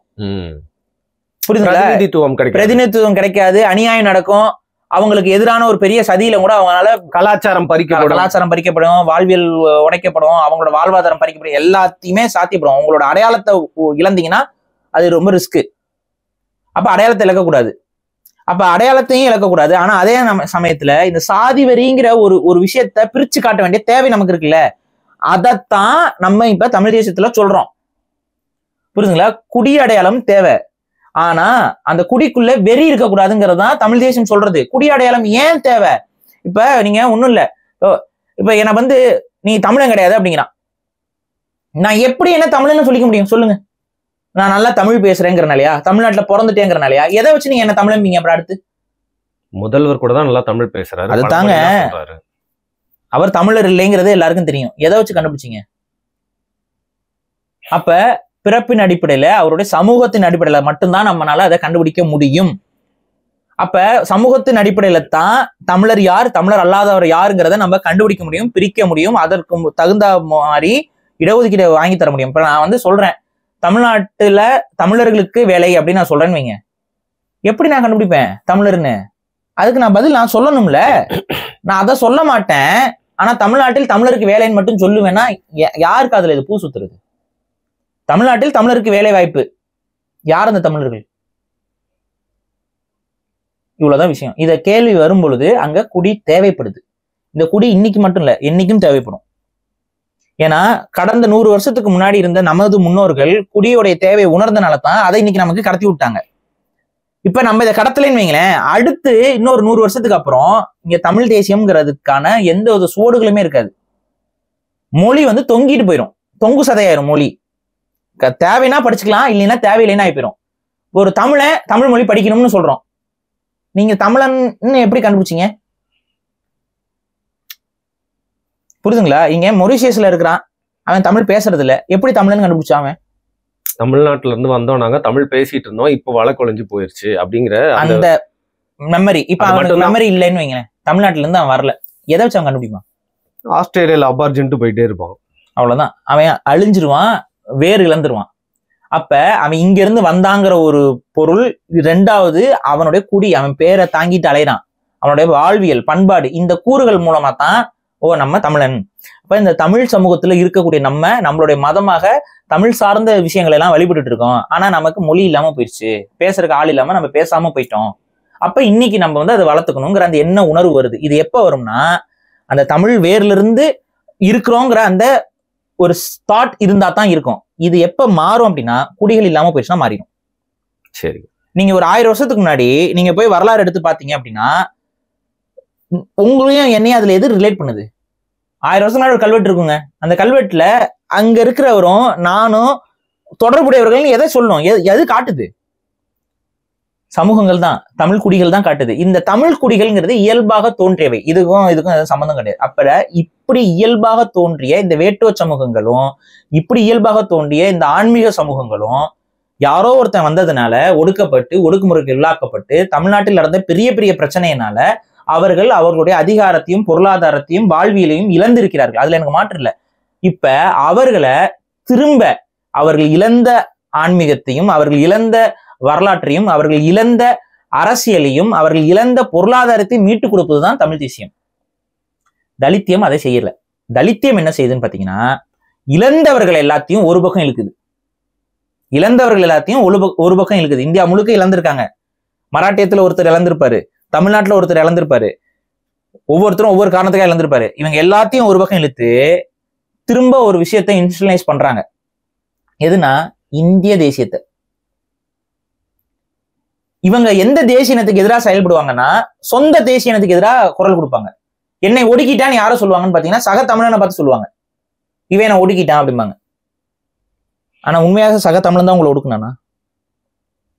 இந்த கேள்வி ஏதாவது கேக்குறீங்களா? அதாவது ஒடுக்க ஆரம்பிச்சானான்னு கேக்குறீங்களா, இல்ல ஒடுக்கலன்னு சொல்றீங்களா? இப்ப ஒடுக்கிட்டு இருக்கிறதுக்கும் அன்னைக்கு ஒடுக்குனவனும் தமிழனா? அதான் கேக்குறேன், இதுதான் கேக்குறேன். நீங்க ஒடுக்கறனா, இங்க சும்மா எனக்கு என் பக்கத்து வீட்டுக்காரனுக்கு சண்டைனா இது ஒடுக்குறது இல்ல, இது சண்டை. இன்னைக்கு இருக்க உளவியல் குழப்பத்துல ஏற்படுற சண்டைகள், இதுக்கும் ஒடுக்குமுறைக்கும் சம்பந்தம் இல்ல. உன் நிலத்தை எவன் பறிச்சான், இன்னைக்கும் உன்னோட நீ வாழக்கூடிய பகுதியில டெவலப்மெண்ட் கொண்டு வரேன்னு உனக்கு நாடு கடத்துறவன் யாரு சொல்லு? நீ இந்தியன் நேஷனலிசமா, தமிழ் தேசியமா? பரந்தூர்ல இருக்கிற மக்களை என்ன வேணாலும் போ, நான் இங்க இருந்து புடிங்க எறிவேன்னு சொல்றது இந்தியன் நேஷனலிசமா, தமிழ் தேசியமா? ஆனா இவனுக்கு என்ன பண்ணுவானுங்கன்னா, இந்த தலித்தியம்ங்கிற பேர்ல திரும்ப இந்தியன் நேஷனலிசத்துல போய் நிப்பானுங்க. சட்டம் நமக்கு பாதுகாப்பை கொடுக்கும்னு போய் நிற்பாங்க. சட்டம் அவங்களுக்கு பாதுகாப்பு கொடுத்துச்சா? சட்டத்துல எந்த இடத்துல அவங்களுக்கு பாதுகாப்பு இல்ல. அதிகமா தண்டிக்கப்பட்டவர்கள் அதுதான் சட்டம் அவங்களுக்கு பாதுகாப்பு கொடுக்கறது இல்ல. ஆனா திரும்ப திரும்ப அந்த மக்களை மூலச்செலவு செய்யுது. சட்டம் உனக்கு பாதுகாப்பு கொடுக்கும், சட்டம் உனக்கு பாதுகாப்பு கொடுக்கும். திரும்ப திரும்ப அவங்க சட்டத்தை நம்பி நம்பி நம்பி நம்பி அவங்க அந்த பக்கம் போவாங்க. ஆனா அவங்களுக்கு அந்த பாதுகாப்பு கிடைக்கவே கிடையாது. கடைசி வரைக்கும் அவங்க நிலை மாறவே மாறாது, மாற்றவே படாது. நான் கேட்கிறேன், எந்த ஒரு எல்லா தலித் ஆக்டிவிஸ்டும் இன்னைக்கு இந்த புல்லிங்கன்னு ஒரு கலாச்சாரம் இருக்குல்ல, அதை எதிர்க்கிறாங்களா யாராவது? கவனிங்க. நம்ம எதிர்க்கிறோம், நான் எதிர்க்கிறேன், கன்ஃபார்மா நான் எதிர்க்கிறேன். இந்த புல்லிங்க கலாச்சாரம் வந்து தமிழ் சமூகத்துக்கு ஒரு பெரும் கேடுன்னு நான் சொல்றேன். புல்லிங்க கலாச்சாரம் என்னன்னு உங்களுக்கு புரியுதுல? புரியுது. அது எல்லா சாதியிலயும் இருப்பான், எல்லா ஊர்லயும் இருப்பான், எல்லா மதத்திலயும் இருக்கான். புரிஞ்சுக்கோங்க, அது இருக்கு. பட் ஆனா அதை நான் எதிர்க்கிறேன். நான் எதிர்த்து பல இடங்கள பேசியிருக்கேன். அந்த மாதிரி பண்ணாதீங்க, அந்த மாதிரி டை அடிக்காதீங்க, அந்த மாதிரி அந்த ஃபுல்லா டேட்டு குத்திக்கிட்டு கிரிக்கெட் மாதிரி ஏதோ பண்ணாதீங்க நம்ம சொல்லிட்டே இருக்கோம். ஆனா இதெல்லாம் இந்த தலித்தியவாதிகள் ப்ரொமோட் பண்ணிட்டே இருக்காங்க. கவனிச்சிங்களா? அது ஆப்பிரிக்கன் அமெரிக்கன்ஸை பார்த்து அது ரிஃப்ளெக்ட் ஆகுதுங்கிறதுலாம் புரியுதுங்க. அவங்க ஏன் அதை ப்ரொமோட் பண்றாங்க? இட்ஸ் ரெபல் ஃபீலிங் மாதிரி. அந்த ரெபல்னால லைஃப் ஏதாவது சாதிக்க முடியும் நீங்க நம்புறீங்களா? இல்ல. இப்ப அதே ஆப்பிரிக்கன் அமெரிக்கன் அந்த மாதிரி பண்றதுனால ஏதோ ஒரு 2 ரேப்பர் போயிடுவான், ரேப் சாங்ல இருந்து ஃபேமஸ் ஆனவன், அந்த கலை சார்ந்த துறையில 1-2 பேர் மேல போறான். சரிங்களா? ஒட்டுமொத்த கருப்பு சமூகமும் கருப்பின சமூகமும் இதே வாழ்வியல பின்பற்றியதுனால இன்றைய நிலையில் என்னவா இருக்கு? அமெரிக்கால இருந்தா டிபி அடிக்கிறீங்க. அமெரிக்கால அந்த மாதிரி வாழ்வியலை வளர்த்து கொண்ட கருப்பினத்தவர்கள் இன்னைக்கு எந்த நிலைமையில இருக்காங்க? முழுக்க முழுக்க அடிமைத்தனத்துக்கும் போதை வஸ்துக்களுக்கும் அடிமையாகி இன்னைக்கு அவங்க பெண்கள் அவங்களோட நிலைமையெல்லாம் நம்ம சொல்லவே முடியாத அளவுக்கு அவங்க மாறி நிக்கிறாங்க. அங்க சின்ன குழந்தைங்க, சின்ன பிள்ளைகள்லாம் பிரெக்னென்ட் ஆயிருங்க. அதாவது ஃபாதர்லெஸ் சைல்டு வந்து பிளாக் கம்யூனிட்டியில கம்பேரிட்டிவ்லி ரொம்ப அதிகமா இருக்கு. கிரைம் ரேட்ஸ் ரொம்ப அதிகமா இருக்கு. என்ன ஆச்சு அவங்களுக்கு? காரணம்னா தப்பான வழிகாட்டல். அங்கேயே தப்பான வழிகாட்டல அவங்க நாசமா போய் கிடக்குறாங்க. அதை எடுத்து இங்க உட்காந்து இம்ப்ளிமெண்ட் பண்ணிட்டு இருந்தா அது ரிபல் ஃபீலிங் சொன்ன. இது என்னங்க ரிபல் ஃபீலிங்? இதுல என்ன ரிபல் இருக்கு? இப்ப சரி, அந்த மாதிரி ஒருத்தர் இருக்காருல்ல, அவரை நீங்க மதிச்சு யாராவது பாக்குறீங்களா? அந்த மாதிரி யார் எந்த பேக்ரவுண்ட்ல இருந்து பண்ணாலும் நம்ம வந்து கலாய்க்க தான் போறோம். அது மதிச்சு யாருமே பாக்குறது இல்ல. அதுல என்ன ரிபல்? சரி, அம்பேத்கர் அப்படிதான் அலைஞ்சாரா? அம்பேத்கர் படிச்சாரு. அம்பேத்கர் இவ்வளவு டீசெண்டா கோட் சூட்டு போட்டுக்கிட்டு நல்லா படிச்சு அறிவு வளர்த்துக்கிட்டு எல்லாரும் மதிக்கிற மாதிரி அமைச்சுக்கிட்டு அப்படி இருந்ததுனால தானே அம்பேத்கரை நீங்க மதிக்கிறீங்க. ஜெய் பீம்னு கத்துவோம், ஆனா ஐயோ அம்மானு கத்துவோம் அப்படின்னா அப்புறம் அங்க எங்க சுத்துவோம்னா இது என்ன பேச்சு? இது இல்ல, திருமாவளவனே சூப்பரா தான் ட்ரெஸ் பண்ணிக்கிறாரு, நல்லா தானே பிரசன்ட் பண்ணிக்கிறாரு. அவர் கரெக்டா இருக்காருங்க, அவர் நல்லா இருக்காரு. பட் அவரோட ஃபாலோவர்ஸ், அவரே ஒரு குட்டி பையனோட மண்டையில இப்படி இது பண்ணிட்டு இருக்காரு. அப்படி ஒருத்த மண்டையை வச்சுட்டு ஒருத்த நிக்கிறானே, அவனுக்கு வந்து நாளைக்கு அவன் ஸ்கூல்லயோ இல்ல வந்து அவனுக்கு நாளைக்கு ஒரு காலேஜ்லயோ இந்த உளவியல்லையோ இந்த மாதிரியான ஹேர் ஸ்டைலையும் அவன் போனானா அவன் மதிக்கப்படுவானா? அவனுக்கான வாய்ப்புகள் அவனை வந்து சேருமா? இன்னும் 50 வருஷம் தள்ளி போகும். இவ்வளவுதான் விஷயம். போதை சார்ந்த கலாச்சாரம் இதன் மூலமாக அதிகமாக பரவி கொண்டும் இருக்கிறது. உங்களுக்கே தெரியும். இன்னொன்னு என்னன்னா, சரி அதுல எல்லாம் அடிபட்டு சாகிறதுக்கு பதிலாக பைக் ஓட்டுறேங்கிற பேர்ல விழுந்து சாகிறவன் நிறைய பேர் இருக்கிறான். இந்த கலாச்சாரங்கள்லாம் நான் எதிர்த்து கத்திக்கிட்டு இருக்கேன். எதனால? தமிழன் ஜாகிறது. ஆனா இந்த கலாச்சாரத்தை ப்ரொமோட் பண்ணிட்டு ஒரு ஆள் சுத்திட்டு இருக்காப்ல. யாருன்னு பார்த்தா தலித் ஆக்டிவிஸ்ட். இது வந்து ஒரு ஐகானிக்கான ஒரு விஷயம். இது வந்து இது ஒரு அடையாளம். இது வந்து எங்களோட நீங்க சொல்றது ரிபல் இதெல்லாம் என்ன ரிபல் இதுல இருக்கு? ரிபல் இது ரிபலா? இது ஏண்டா உன்னை படிக்க கூடாதுன்னு சொன்னா நீ படிச்சு காட்டுறது ரிபலா? நீ படிக்க கூடாதுன்னு சொல்லிட்ட, நான் படிக்கவே மாட்டேங்கிறது ரிபலா? எல்லாருமே படிக்கணும். அவங்க எல்லாம் படிச்சு அப்படி ஆயிருக்காங்கன்னு நீங்க நம்புறீங்களா? அதுவும் படித்த மேதைகள் தான் அப்படி ஆயிருக்காங்களா? இல்ல, கஷ்டப்படுற ஃபேமிலில இருந்து நான் வரேன்னு வச்சுக்கோங்க. எந்த ஒரு சாதாரண ஃபேமிலி தான். நான் படிச்சாதான் அட்லீஸ்ட் 4 பேருக்கு எனக்கு தெரியும், நான் போய் பார்க்க முடியும், என்னோட தெருவுல இருந்து நான் வெளில வர முடியும். அவங்க சொல்றாங்க பாருங்க, நமக்கு நம்ம உடுத்துற உடை வந்து நமக்கு ஒரு நாகரிகத்தை உருவாக்கி கொடுக்கும். ஒரு நீட்டா ஒருத்தர் டிப்டாப்பா ட்ரெஸ் பண்ணிட்டு போனா ஒரு மரியாதை உண்டு. நீங்களே ஏதோ சொன்னீங்க, ஏதோ ஒரு இடத்துல நான் வந்து டவுசரை போட்டு போயிட்டேன் உள்ள விடல, நீங்க ஏதோ நூலகத்துக்கு குடிக்கிற சரி குடிக்கிற இடத்துலயே உங்களை வந்து உள்ள விடாம நான் குடிக்கிறத ப்ரொமோட் பண்ணலங்க. இல்ல, சும்மா உள்ள போய் வேடிக்கை பார்ப்பேன், பொண்ணுங்களா உட்காந்துருக்கேன்னு சொல்லிட்டு நான் போனேங்க. சரி பாருங்க, பொண்ணுங்களை பார்க்க போயிருக்கிறார், பசங்களை பார்க்க போல. அது வரைக்கும் சந்தோஷப்படுங்க. சரி விடுங்க, அது வரைக்கும் நல்லது, சந்தோஷம், அப்படியே இருங்க. இப்ப என்னன்னா, அங்க ஒரு குடிக்கிற இடம், ஒரு கூத்தடிக்கிற இடத்துக்கே ட்ரெஸ் கோட் அவன் பாக்குறான் அப்படின்னா, சமூகத்துல ஒரு நல்ல மதிக்கத்தக்க இடங்கள்ல இந்த ட்ரெஸ் கோட் எல்லாம் பாப்பானா பார்க்க மாட்டானா? எல்லாருமே பார்ப்பாங்க. இப்போ ஒரு அட்வொகேட்டா மாறிட்டு நம்ம கோட்டா அவர்களே அப்படின்னு சொல்லிட்டு போய் நின்னானா என்ன பண்ணுவாரு ஜட்ஜு? அதை அப்படியே நகர்த்தி விடு அப்படின்னு சொல்ல மாட்டாரு? ஏதாவது யோசிக்க வேண்டாம்? அவன் கெரியர் இன்னும் ஏதாவது ஃபார்ம் ஆகுமா அந்த மாதிரி ஒரு லைஃப் ஸ்டைல் இருந்தா? ஆனா அந்த லைஃப் ஸ்டைலை கண்டிக்கக்கூடிய ஒரு அடிப்படை அறம் கூட இந்த தலித்தியவாதிகளுக்கு இல்லை அப்படின்னா நீங்க ஒரு விஷயம் புரிஞ்சுக்கோங்க. இவங்க நோக்கம் இவங்களை முன்னேற்றுவது கிடையாது. இவர்களை சமூகத்தில் ஒரு தனித்துவத்தை உருவாக்கிவிட்டு இவங்களுக்குன்னு ஒரு தனி அடையாளத்தை உருவாக்கணும். நீங்க இப்ப இன்னைக்கு வந்து ஒருத்தர் தலித்து நீங்க பார்த்தா தெரியாது, உங்களுக்கு எதை வச்சு நீங்க கண்டுபிடிக்க முடியாது. அவரா சொன்னாதான் உங்களுக்கு தெரியும். ஆனா அப்படி இருக்கக்கூடாது. அப்ப பாலிடிக்ஸ் ஜெயிக்காது. பார்த்தாவே ஒருத்தரை அடையாளம் கண்டாதான் அதுல ஒரு வாக்கு வங்கி ஃபார்ம் ஆகும். அப்ப தலித்தியம்ங்கிறது ஒரு வாக்கு வங்கியா மாறும்னா அவங்களுக்குன்னு ஒரு அடையாளம் வேணும். அந்த அடையாளமாக இவங்க என்னென்னத்தெல்லாம் உருவாக்குறாங்கன்னு பாருங்க. என்னென்ன மாதிரியான விஷயங்களை இவங்க அடையாளமா உருவாக்கிறாங்கன்னு பாருங்க, உங்களுக்கு புரியும். அவங்களோட நோக்கம் ஒரு தேசிய இனத்தை பிளவு பண்ணி அதுல ஒரு செக்டை தனியான ஒரு வாக்கு வங்கியா மாத்தி அந்த வாக்கு வங்கிய அந்த தேசிய இனத்தை ஒடுக்குபவர்களுக்கு கீழே அடமானம் வைப்பது. இப்ப இதுல ஏதாவது ஒரு தலித்திய ஆக்டிவிஸ்ட் மாறுறாங்களான்னு மட்டும் பாருங்க. யாராவது ஒரு தலித்திய ஆக்டிவிஸ்ட் இல்லைங்க நாங்க தேசிய உரிமைக்காக தான் நிப்போம்னு வருவாங்களான்னு பாருங்க. திருமாவளவனாக இருக்கட்டும், நீங்க வேற யாரா வேணாலும் இருக்கட்டும், அந்த மக்களை அடிமைப்படுத்துறாங்கன்னு தெரிஞ்சவங்க கிட்டயே திரும்ப திரும்ப திரும்ப திரும்ப கூட்டணி வைப்பாங்க. திரும்ப திரும்ப இந்த மக்களோட வாக்குகளை அவங்க கிட்ட போய் அடமானம் வைப்பாங்க. கேட்டா அதிகாரம் நமக்கு வேண்டும், அதிகாரம் வேண்டும். அந்த அதிகாரத்தை வச்சு நீங்க இது வரைக்கும் செஞ்ச நல்லது என்ன? எத்தனை கொலைகளை தடுத்துட்டீங்க, எத்தனை கற்பழிப்புகளை தடுத்துட்டீங்க, எத்தனை மக்களை வந்து படிக்க வச்சுட்டீங்க இந்த அதிகாரத்தின் மூலமா? அப்ப அந்த அதிகாரம்ங்கிறது அதிகாரமா? உங்களுக்கு அதிகாரம் இருக்கா உண்மையா? இல்ல, ஒருத்தர் தான் பொழைச்சுக்கிறாரு, ஒருத்தர் ஃபேமிலி தான் பொழைச்சுக்கிறாரு. இவ்வளவுதான் விஷயம். நான் தான் சொல்றேன், தலித்தியம் என்பது கூறு போடக்கூடியது. நாங்க சொல்றதுன்னா உன் அடையாளம் நீ என்னவா வேணாலும் இரு. நீ தமிழராக இருந்தா என்றால் இந்த தேசிய இனத்துக்குள் வருவா. நீ தமிழன் இல்ல, பிரச்சனை இல்லை, நீ வேற ஒரு தேசிய இனத்தின் மகன், நீ நானும் எதிரியே கிடையாது. நீ தமிழன் இல்லைன்னா இல்ல, அவ்வளவுதான். உன்னை நான் எதிரியா பார்க்கல. ஆனா எனது உரிமையை நோக்கி நான் பயணப்படும் போது எதிரில வந்து நிக்காத. புரியுதுங்களா நான் சொல்றது? இப்ப ட்ரெயின் வேகமா போயிட்டு இருக்குங்க, வேகமா போயிட்டு இருக்கு, நிப்பாட்ட முடியாது. இதுதான் தமிழ் தேசிய பாதை. இல்லைங்க அந்த ட்ரெயின்ல நானும் ஏறிக்கிறேன்னா தாராளமா வந்து ஏறிக்கோ, நோ இஷ்யூஸ். அந்த ட்ரெயின் நான் தடுத்து நிப்பாட்ட போறேன்னு சொல்லி முன்னாடி போய் நின்னா அந்த ட்ரெயின் ஒன்று அடிச்சு தள்ளிட்டு போய்கிட்டே இருக்கும். இவ்வளவுதான் விஷயம். உங்களை பொறுத்த வரைக்கும் தலித்தியம்ன்ற ஒரு அரசியலே வந்து நீங்க எராடிகேட் பண்ணணும்னு நினைக்கிறீங்களா? தமிழ் சமூகத்துக்குள்ள தலித்தியம் இருக்கக்கூடாது. ஏன்னா தமிழ் சமூகத்துக்குள்ள, தமிழ் தேசியத்துக்குள்ள பிறப்பால் உயர்வு தாழ்வு பார்க்கப்படவில்லை இதுவரை. இன்னைக்கு இருக்கிற சில கூறுகள், நீங்க சொல்ற இந்த பிறப்பால் உயர்வு தாழ்வு, இந்த கூறுகள் எல்லாம் நம்மை ஆதிக்கம் செய்ய வந்தவர்களுடைய மிச்ச சொச்ச சிந்தனைகள், இது டர்ட்டி. அந்த டர்ட்டை வந்து நீங்க கிளீன் பண்ணணும். அதை கிளீன் பண்ணாம அந்த டர்ட்டை வந்து அது அப்படிதான், சொசைட்டி அப்படிதான் அப்படின்னு சொல்லி நார்மலைஸ் பண்ணிட்டு ஒரு பக்கம் அந்த டர்ட் அப்படிதான் இருக்கும். அதனால என்ன பண்றோம், இந்த டர்ட்டை வச்சு நான் அரசியல் பண்ண போறேன்னா சரி. இப்போ தமிழ் நீங்க சொல்றது நான் ஒத்துக்கிறேன். எனக்கு சொன்னீங்களே கிறிஸ்டியானிட்டியை வச்சு கிறிஸ்டியன்ஸ் விமர்சிப்பீங்களான்னு சொல்லிட்டு நான் ஒத்துக்கிறேன். ஆனா புரியுது எனக்கு. ஆனா தமிழ் தேசியம்ன்றது ஒரு உன்னதமான கருத்தியெல்லாம் நான் வந்து பாக்குறேன். எனக்கு தெரிஞ்ச ஏதோ அரசியல் வரைக்கும் என்னோட பார்வையில்.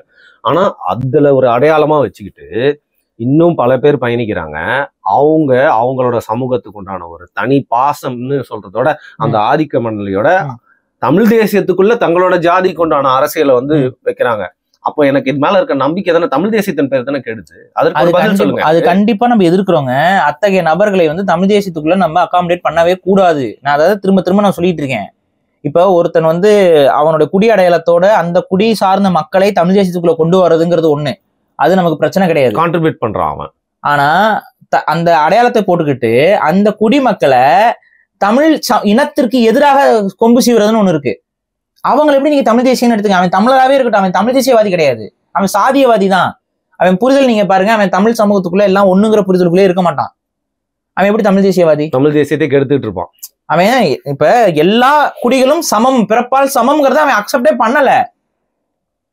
அக்செப்ட் பண்ணியிருந்தானா இந்த பிரச்சனையே அவனுக்கு வராது. அக்செப்ட் பண்ணல. அவன் அக்செப்ட் பண்ணாம இருக்க அவன் எப்படி நீங்க தமிழ் தேசியம்? இங்க பிரச்சனை என்னன்னா, ஒரு குறிப்பிட்ட ஒரு கூறுகட்ட ஒரு கட்சி என்ன வேலை பண்ணுச்சுன்னா, தமிழ் குடி ஒற்றுமைன்னு பேசுற நம்மள சாதியவாதிகள்னு முத்திர குத்தி எப்படியாவது அப்புறப்படுத்தணுங்கிறதுக்காக ஒரு கூறுகட்ட வேலையா பண்ணுச்சு.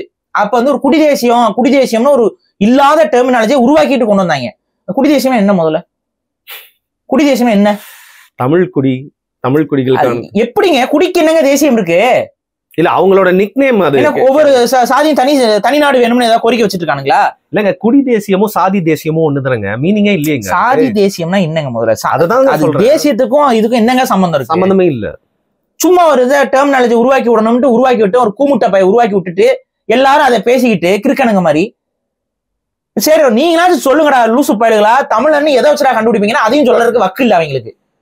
அடுத்தவனையும் ஒரு குழப்பி விடுறது இவங்களுக்கும் வக்கு இல்ல. இன்னார் தமிழர்னு வாயில சொல்றதுக்கு வக்கு இல்ல, சொல்றவனையும் வந்து குழப்பி விடுறது. இவங்க எல்லாம் குடிதேசியவாதிகள். குடிதேசியவாதி என்ன குடிதேசியம்? தமிழ் தேசியத்துல தமிழர்களுக்கு உரிமை, தமிழர்கள் தான் இந்த தேசிய இனத்திற்கான மக்கள் இல்லைன்னு சொல்ல போறீங்களா? அந்த தமிழன் எப்படி வரையறுப்ப? இதுதான் உங்ககிட்ட வைக்கிற கேள்வி. அந்த கேள்விக்கு நீங்க பதில் கொடுக்கல. சரி, இது நீங்க ஸ்ட்ராங்கான கிளைம் தான். அந்த மாதிரி தவறா திருச்சி சொல்றாங்கன்றது நீங்க பல இடங்கள்ல சொல்லியிருக்கீங்க. இந்த காணொலியில கூட ஸ்டார்டிங் சொல்றீங்க. எனக்கு இறுதியா எனக்கு இதை சொல்லுங்க. இப்போ எனக்கு தமிழ் தேசியத்துக்குள்ள வந்து தலித்தியத்துல பிளவுண்டு நிறைய தமிழர்கள் போயிருக்காங்க. எனக்கு நிறைய தெரிஞ்ச ஆட்கள் பாத்தீங்கன்னா பறையர்கள் இருக்காங்க. பறையர்களை நீங்க தமிழ் தேசியத்துக்குள்ள கொண்டு வரதுக்கு என்ன ஐடியாஸ் வச்சிருக்கீங்க?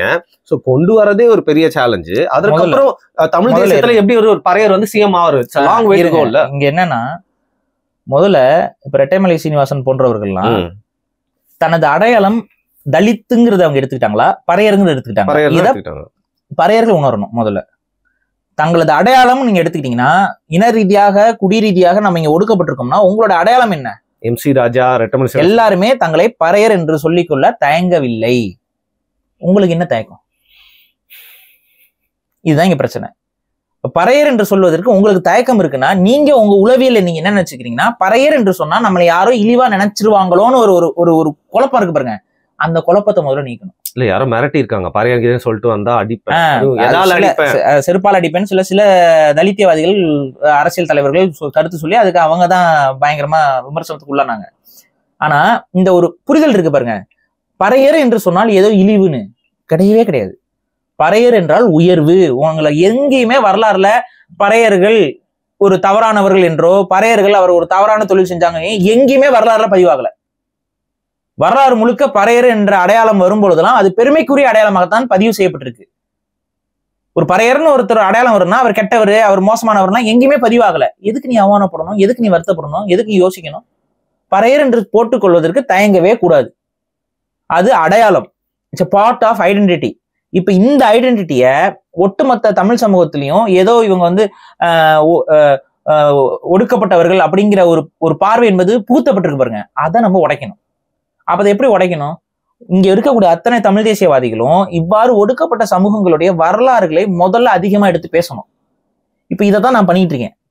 நான் ஏன் பறையர்களுடைய வரலாறையும் தேவேந்திர குல வேளாளர்களுடைய வரலாறையும் வள்ளுவ சாதுக்களோட வரலாறையும் பண்டாரர்களுடைய வரலாறையும் அதுதான் சாம்பவர்கள் தான் பறையர்கள். அவங்க வரலாறுல நான் எதுக்கு அதிகமா ஏன் பேசிட்டே இருக்கேன்? நீங்க கவனிச்சிருப்பீங்க என்னோட ஸ்பீச்சஸ்ல நிறைய இடத்துல இந்த வரலாறு எல்லாம் பேசிக்கிட்டே இருக்கு. அவங்க யாருன்றதை அவங்க மறந்துட்டாங்க, இல்ல மறக்கடிக்கப்பட்டுச்சு. அப்ப இவங்களுக்கு அந்த வரலாறை கொண்டு போய் சேர்க்க வேண்டிய கடமை தமிழ் தேசியவாதிகள் ஒவ்வொருத்தருக்கும் உண்டு. அந்த கடமையை நம்ம பேசித்தான் ஆகணும். முதல்ல அவங்களுடைய அடையாளத்தின் மீது ஒரு இழுக்கு ஏற்பட்டிருக்கு அப்படின்னா அந்த இழுக்கு தொடக்க வேண்டிய இடத்துல நம்ம இருக்கமா இல்லையா? அந்த இழுக்கு நம்ம ஏற்படுத்தல, ஆனா நம்ம வரைக்கும் ஒரு இழுக்கு ஏற்பட்டிருக்கு. யார் போய் நிக்கணும்? யார் போய் தொடக்கணும்? அப்ப அதை செய்யறதுக்கு தான் நான் இங்க அதை உட்காந்து பேசிக்கிட்டே இருக்கேன் தொடர்ச்சியா. அப்ப இதை செய்ய என்ன ஆகும்னா கால ஓட்டத்துல அப்ப பறையர் என்பது இவங்கெல்லாம் சொல்றதை வச்சு பார்க்கும்போது அந்த வரலாறு நம்ம ஒன்னும் பொய்ய சொல்லல, நம்ம இருக்கிற வரலாறு தான் சொல்றோம். அப்ப இருக்கிற வரலாறு எடுத்து படிக்கும் பொழுது அவங்களுக்கு ஒரு தெளிவு கிடைக்கும்.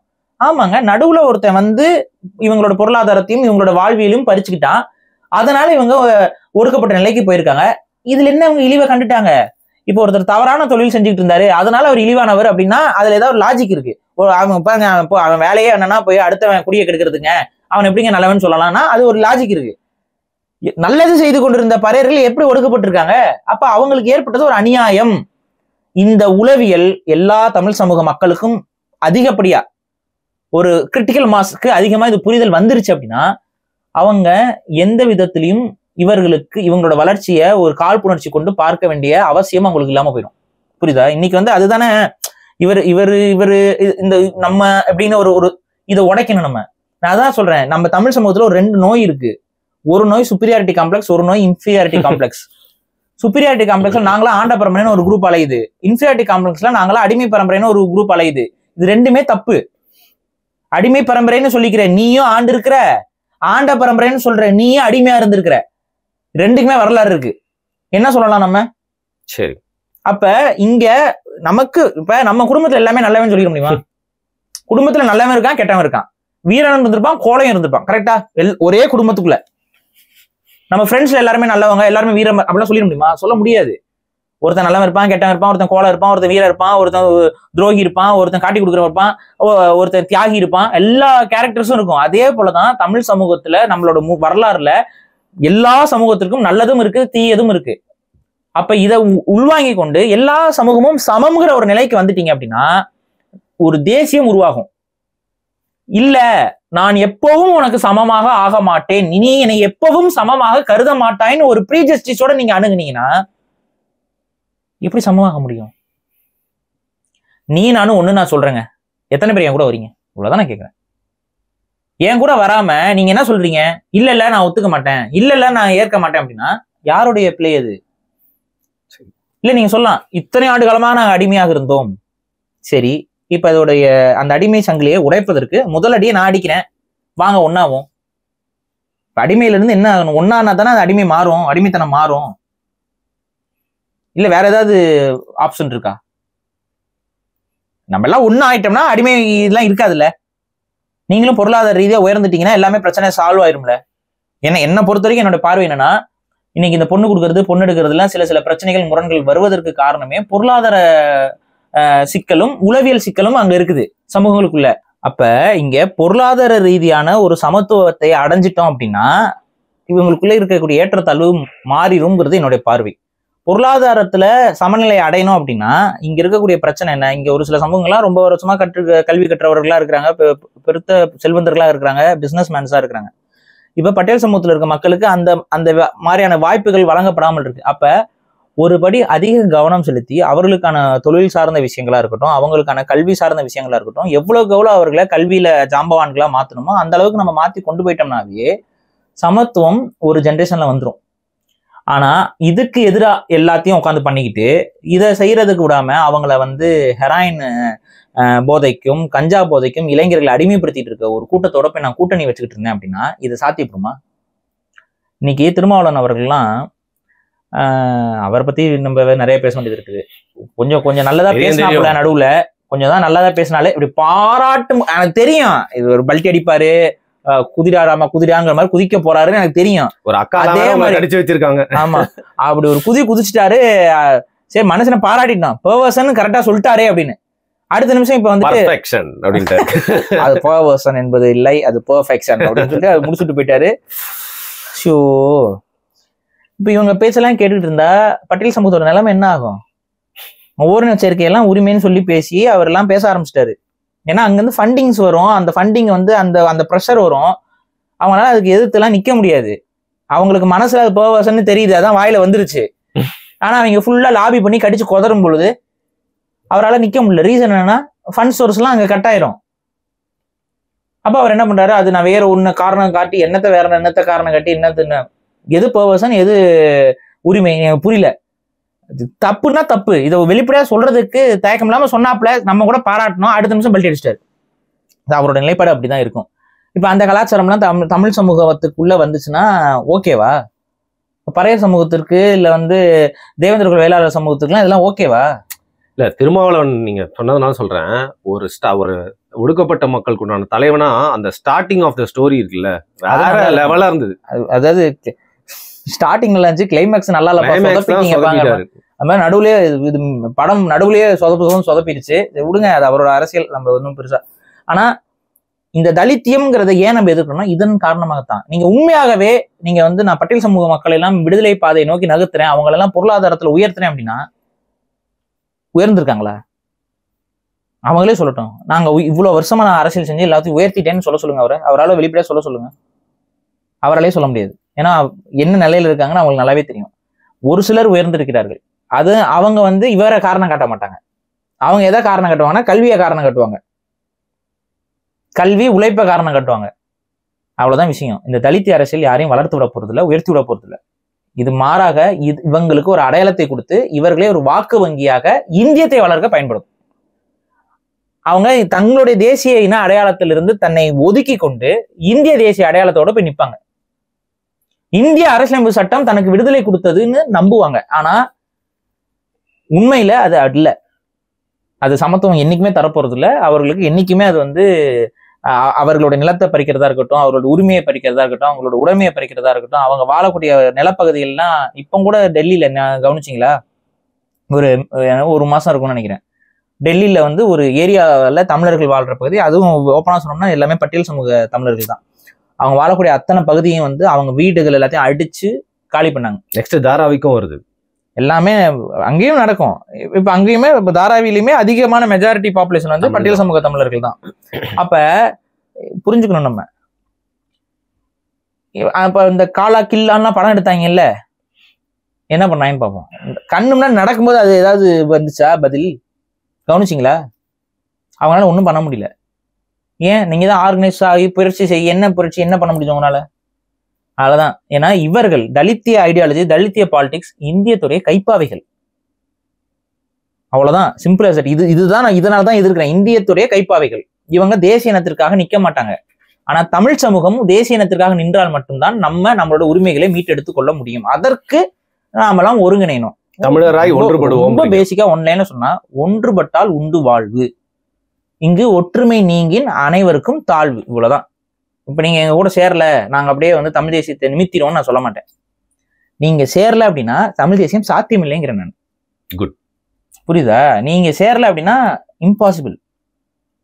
நீங்க தான் முக்கியமா. ஆனா நம்ம வந்து என்னமோ நாங்க தமிழ் தேசியத்தை தனியா போய் நட்டு அப்படிலாம் பண்ண முடியாது. எல்லா தமிழ் சமூகங்களும் ஒருமித்த குரல்ல ஒருங்கிணையும் பொழுதுதான் நமக்கு மெஜாரிட்டியே கிடைக்கும். நான் சொல்றது நார்மலான வாக்கரசியலே நான் சொல்றேன்.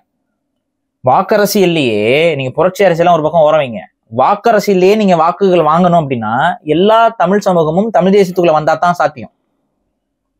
அப்படி தமிழ் தேசியம் வளர வளர தமிழர் அல்லாத எதிர் சமூகங்கள்லாம் தமிழ் தேசியத்துக்கு எதிர்நிலை எடுக்க ஆரம்பிச்சிட்டாங்க. நீங்க பார்த்துருப்பீங்க இணையதளத்துல. இதெல்லாம் தலித்தியத்தை தமிழ் தேசியத்துக்குள்ள ஏற்க முடியாது, அகாமடேட் பண்ண முடியாது. அகாமடேட்டுக்கு அதுக்கு ஆப்ஷனே கிடையாது. ஏன்னா அது பிரிவினை, தேசிய இன பிரிவினை. தேசிய இன பிரிவினையே தேசிய இன ஓர்மை கோட்பாட்டுக்குள்ள எப்படி நீங்க கொண்டு வர முடியும்? தேசிய இனத்தை பிரிக்குது. தலித்துனா அவன் தமிழன் இல்லைங்க, அவன் ஒதுங்குறாங்க. தமிழனுங்கிற ஐடென்டிட்டி எனக்கு வேணாம். இப்ப நீங்க ஒருத்தங்கிட்ட போயிட்டு ஒரு தலித்திய உளவியல் இருக்கவன்ட்ட நீ தமிழனா தலித்தான்னு போய் கேளுங்க, அவன் என்ன சொல்லுவான்? தன்னை தமிழன்னு சொல்லிக்குவானா தலித்துன்னு சொல்லிக்குவானா? தமிழ் சொல்ல அதிகமா சொல்றது இல்ல. அப்ப இங்கதான் பிரச்சனை. அவனுக்கு தன்னோட தேசிய அடையாளம் வேண்டான்னு நினைக்கிறான். அப்ப அதுல இருந்து நீங்க அவனை உடைச்சு கொண்டு வரணும். இப்ப என்ன பிரச்சனைனா, அங்க மூல செலவு செய்யப்பட்டு பெரும்பான்மையானவர்களும் தமிழர்கள் தான். ஆனா இன்னைக்கு ஒரு குறிப்பிட்ட தரப்பு தலித்தியம் தவறுன்னு சொல்லி பட்டியல் சமூகத்துல இருந்து வெளியில வர ஆரம்பிச்சிட்டாங்களா இல்லையா? எத்தனை சிவசாம்பவ பறையர் சங்கங்கள் உருவாயிருக்கு தெரியுமா இன்னைக்கு? இப்ப அவங்க மட்டும் வேற மக்களுக்காக உழைக்கிறாங்க, அவங்களும் அதே மக்களுக்கு தான் உழைக்கிறாங்க. ஆனா அவங்க தமிழ் தேசிய நீரோட்டத்துக்குள்ள வராங்க. அந்த நீரோட்டத்துல இவங்கள தான் நீங்க அரவணைக்கணும், அவங்கள கிடையாது. அவங்கள கிடையாது, நீங்க அவங்களை அரவணைக்கவே கூடாது. அவங்க பிரிவினை, தமிழ் இன பிரிவினை செய்வாங்க. அவங்கள போய் நீங்க வந்து அரவணைச்சுக்கிட்டு இருக்கணும்னா அது நமக்கு பெரிய பாதகமாக போய் முடியும். அதை தமிழ் தேசியவாதிகள் செய்யக்கூடாது. இவ்வளவுதான் நம்ம சொல்றோம். ஸோ தலித்தியம் என்பது ஒருபோதும் தமிழ் தேசியத்திற்கு ஆதரவான கருத்தியலாக இருக்க முடியாது. அது தமிழ் தேசியத்தை பயன்படுத்தி கொண்டு தமிழ் தேசியத்தை அழித்துவிடும். சரி, இவ்வளவுதான் நம்ம சொல்ல முடியும். ஓகே, முக்கியமான காணொலியில வந்து நானும் ஒரு சின்ன பங்கு ஆட்டிருக்கேன்னு எனக்கு ரொம்ப சந்தோஷமா இருக்கு. அது மட்டும் நீங்க சொன்ன மாதிரி தமிழ் தேசியத்துல ஒரு பறையர் அன்னைக்கு தமிழ்நாட்டுல வந்து முதல்வரா வராரோ அன்னைக்குதான் எல்லாரும் இன்னைக்கு ஏற்றுக்கொண்டு அந்த ஜனநாயக தன்மையில மக்கள் எந்த விதமான காழ்ப்பு இல்லாமல் ஏற்கிறார்களோ அன்னைக்குதான் முழுமையான தமிழ் தேசியம் தமிழ்நாட்டில் சாத்தியப்பட்டிருக்கிறது என்று பொருள். அதுல எனக்கு மாற்று கருத்தே இல்லை. சரி, ஓகே, ஃபீல் குட்டா ஏதோ சொல்றாங்க, ட்ரீம் அப்படின்லாம் இல்ல. என்னைக்குமே வந்து சாத்தியப்படுத்துறதுக்கு தான் வேலை பார்த்துட்டு முக்கியமான விஷயங்கள் வந்து ரொம்ப கஷ்டம் தான். அது வந்து தொடங்கும் போது தூரம் இருக்க மாதிரி தான் இருக்கும். நல்ல முடிவு பெறும் நம்புவோம். மிக்க நன்றி பாரு. நன்றி.